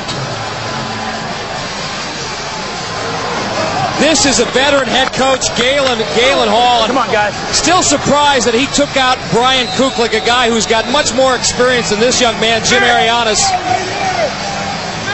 Handed him the football while Orlando is still very much in this game, down by 3 points. An interception for a touchdown and a fumble, and San Francisco's got it again. I'm shocked. 8 turnovers tonight at the Citrus Bowl. And here's Barnes and the Demon offense. This is Kelvin Anderson. They're going to grind away now on top by 10 with under 10 minutes left to go. The pick by Dwayne Harper. And then the fumble on the next possession, recovered by the veteran James Williams. This is where the veterans have really stepped up for San Francisco. They was counting us out. We all we got, baby. They was counting us out. We all we got. There's a bulked up Dennis Rodman. We're going to do it. And in stark contrast, young Brian Kuklick.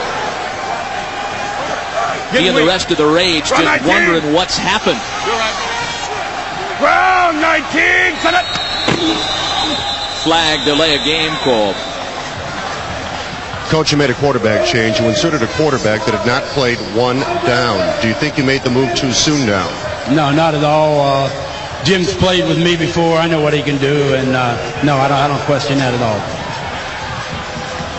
It's worth noting that Jim Arianes had played under Galen Hall in Europe, and they went to a title game together. But that was Europe, and that was about 15, 16 months ago. Big difference. A big difference. And again, Brian Kuklick didn't play all that poorly. Had Mario Bailey and Galileo Burks made a couple of catches that they should have made. Could have been a different story. Play action, and that one passed too far. Well, there was talk coming into the game of the strength of schedule, guys. San Francisco had a tough road to hoe. They played a schedule tied for the second most difficult in the league. Orlando's was, by our math, the easiest based on the winning percentages of opponents all year long. Well, the other point is, too, that game, second game of the year, meant nothing. And we were right on with that because this is a different San Francisco Demon team that showed up here in Orlando. You know, Jeff Brohm wishes he was in there right now. Round 19 tonight. Third and long now for Barnes and the Demons. Look out. He gets out of the way of a pair of tacklers, but is finally dragged down. Ben Huff there on the sack, and that'll bring on the punting unit. You know, that was actually a better play rather than throwing an incomplete pass because it keeps the clock running.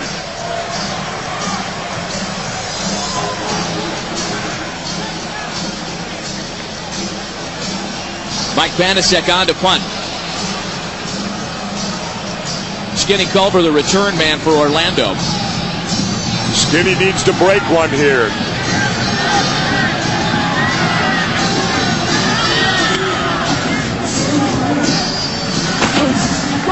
There's Culver who started at his own 6. All kinds of flags on the play. Wendell Davis was there to make the tackle, perhaps a bit too early.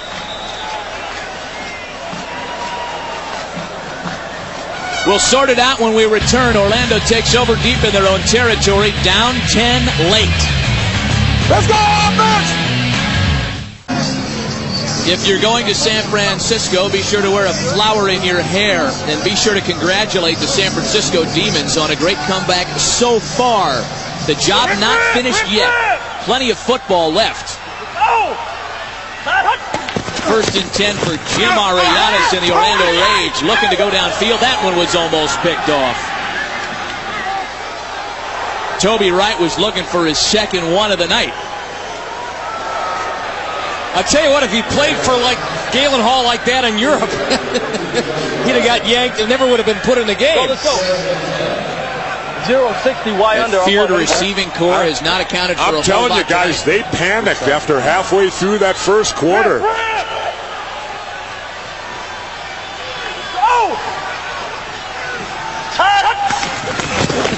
Second and 10 now for young Jim Arianes. Over the middle, he's got a receiver complete to Kevin Swain. Still on his feet. Dwayne Harper runs him out of bounds. A late flag on the play. A reminder, tomorrow, Chicago and Los Angeles, the hottest team in the XFL to end the season had been the Chicago Enforcers. They're in the Coliseum tomorrow, 7 o'clock Eastern on UPN. That's a rematch of what we think was the best game of the season during regular season play. 81 of the offense. Oh, man. The 10-yard penalty be administered from the end of the run. That's Diallo Burks. You look at this film, please. Well, they still get the first down, but they get it with 10 yards more for the touchdown. Been a frustrating night for Diallo Burks.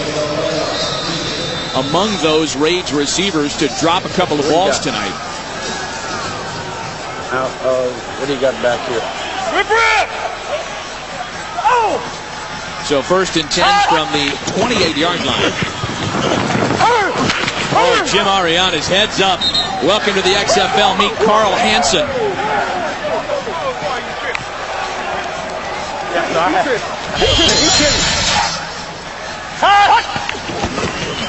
And Orlando's offensive line ranked the best of the league. Consensus among the coaches. Zero tray, rocket left on one. Ready? Been a complete breakdown tonight. Wow. Gary Patrick, the center.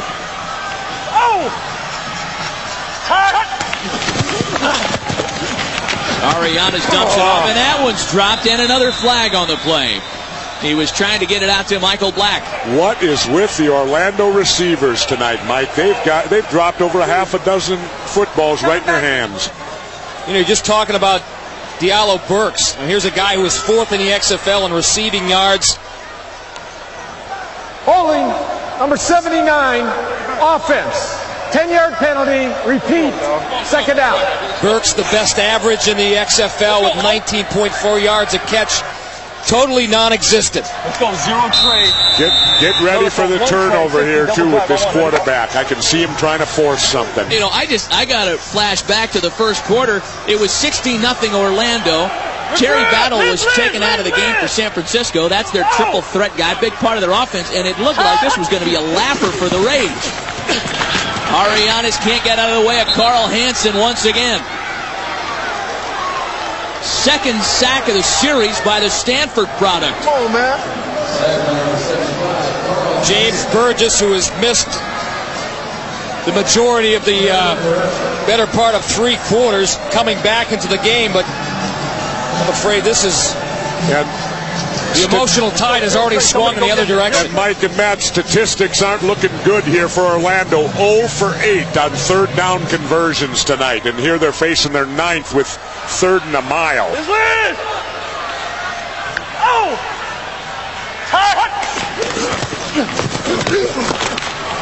Up top, into the corner, Scott. Oh, he got it. Is there for it.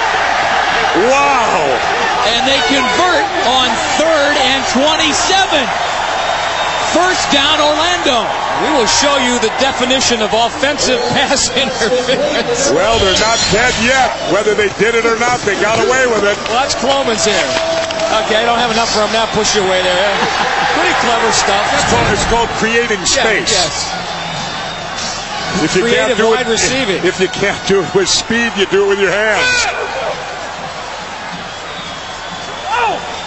First and 10 from the Orlando 45 now. They're going to need a lot more of that here late in the fourth quarter. A wobbler. Run in the face. Intended for Diallo Burks.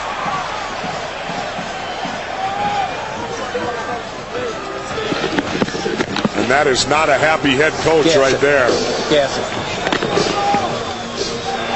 One play, 960, 2-1-2, white team gas on one. Ready?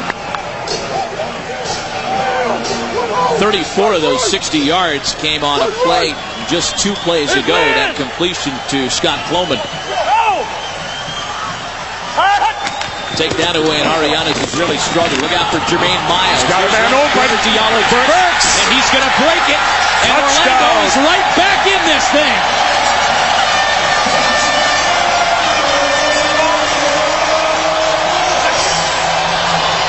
A 55-yard touchdown play from Arianes to Burks. They're going for 3. They're holding up 3 fingers. They're going for all of it. Silent all night long. Diallo Burks finally breaks the big one. 26 unanswered San Francisco points. And Orlando finally gets on the board here in the fourth. Why do you go for 3 when it's 26-22? Why not go for 2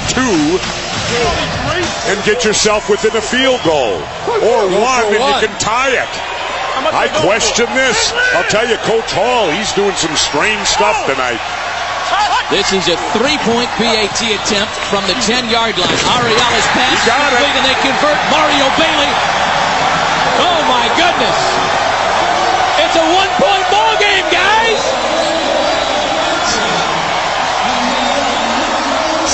Ho-ho! Don't uncork the champagne just yet in Florida or California. We'll be right back.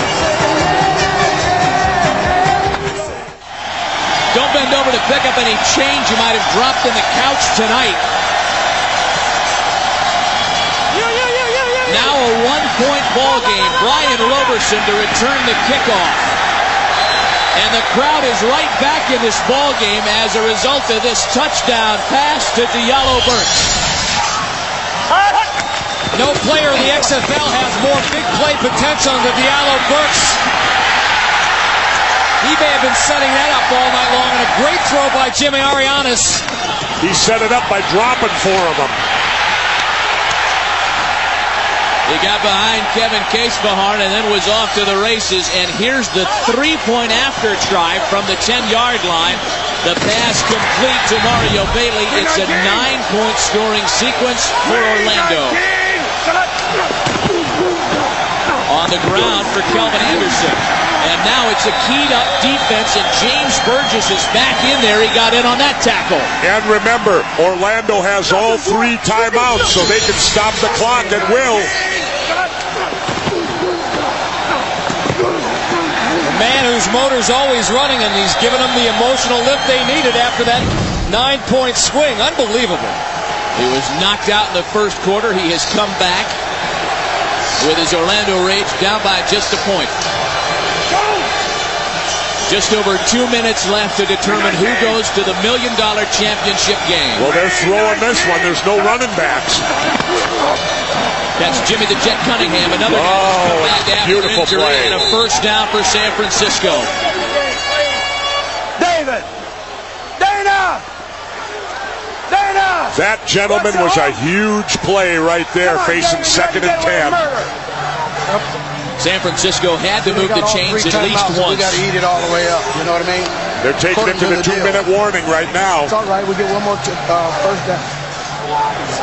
Jim Skipper well aware of the timeout situation. Now, Mike, why wouldn't you use a timeout before the 2-minute warning and then you get it again? Doesn't matter. No, it's a 2-minute warning. 2-minute warning, time on the field.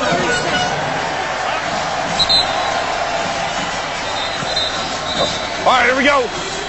Here we go. Pain, sacrifice, risk, all for a shot at $1 million. The best team in the XFL, guys. They've won 4 straight. I don't think nobody's going to stop us right now. One team stands between them and the $1 million game. Division champs, baby! The Western Division champion Extreme continue to light up the scoreboard and have $1 million dreams of their own. The Enforcers, the Extreme, the XFL Playoffs, Sunday on UPN. The Enforcers and the Extreme among those watching tonight to find out who will be the first team to earn a shot at the $1 million championship game. It's San Francisco on top by just a point, 2 minutes left. Barnes wants a block and wisely slides to the ground. And wisely stays in bounds. Make him use the timeout.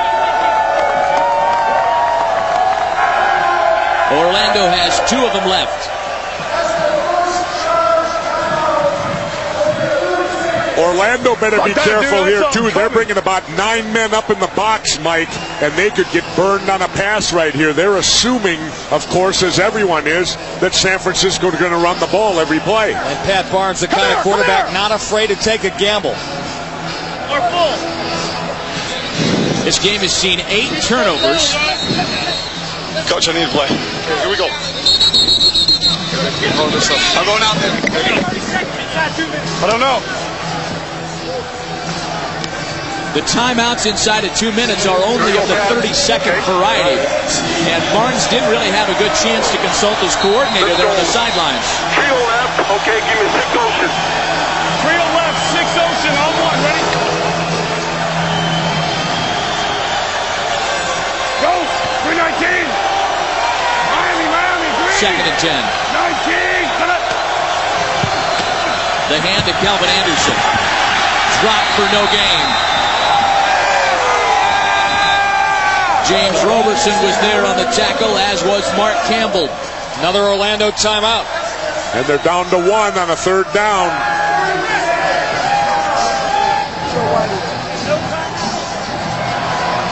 An interception on his first play. No huddle.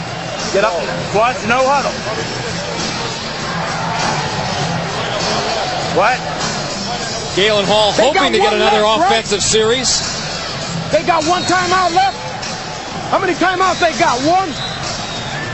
They got 1? They got 1, Jim. Yep.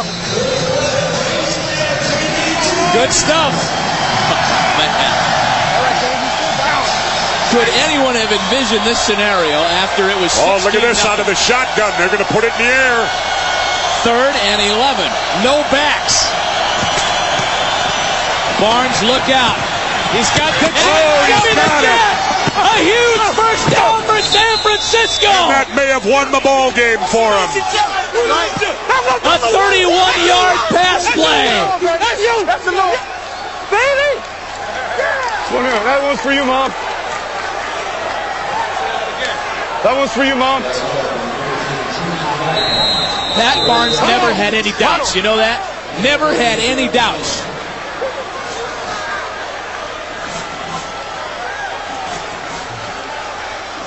Yeah, last week Pat's mom was bawling him out for yelling at a referee after a pass interference call. I'd love to see her in her living room right now. Guys, that was $1 million 3rd down play, maybe. Pat Barnes' mom is turning the furniture upside down in the house right now. She's so happy. Smackdown in her own home. Calvin Anderson. It's academic, maybe a gain of a yard, and Orlando burns their final timeout. Last one, right? They've got to try to strip the ball loose now because you know they're not going to put it in the air. 70 seconds. It all came down to that one play and the gamble, the big 3rd down play. San Francisco electing to go no backfield out of the shotgun formation. Barnes patiently waiting for Cunningham to get open, and the Jet did his job and held out of the football. He had Corey Gilliard coming up in his face, and he still got it away.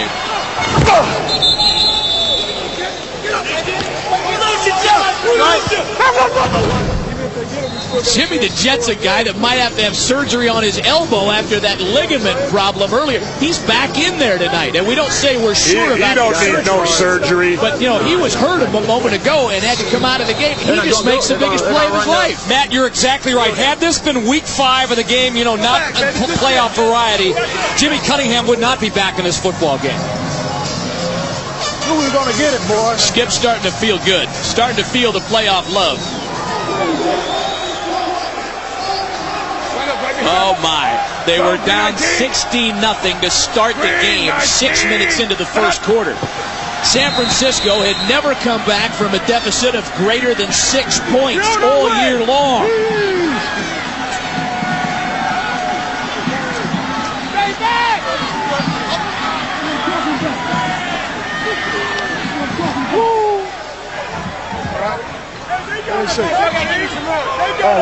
Coach, obviously this was a foregone conclusion. Did you ever think you'd get this result the way this thing started? Well, we always have confidence. Like we tell our guys, keep our composure. It's not over till it's over. It's not in till it's in. All right? And the game can start any kind of way. Either they get a big jump going or we get one going and it's not over. There's a lot of football left, and we've persevered all year, and it's a tribute to our guys. Let me ask you this. Do you have to make a decision on a starting quarterback next week? Well, hey, we'll deal with that when it's time. That's fine. That's fine.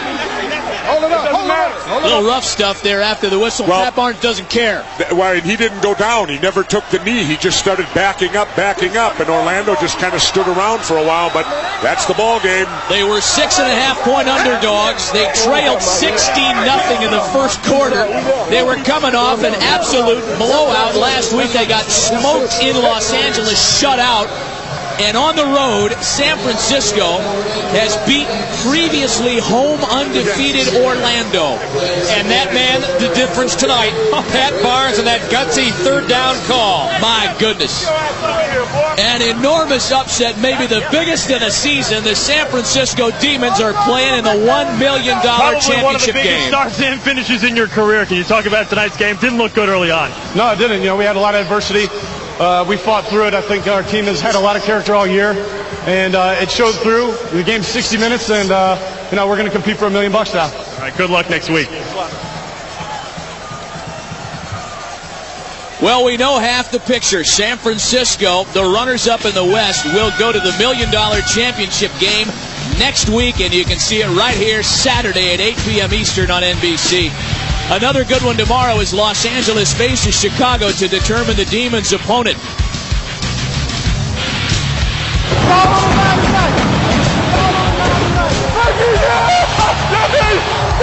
A great night of XFL playoff football has come to a close, and the Dogs have their day. The underdog Demons with a huge road upset. Tune in to NBC tomorrow at noon Eastern. First, tune in next week for the $1 million game. Noon Eastern tomorrow at NBA Tripleheader. And tonight, Saturday Night Live with Renee Zellweger.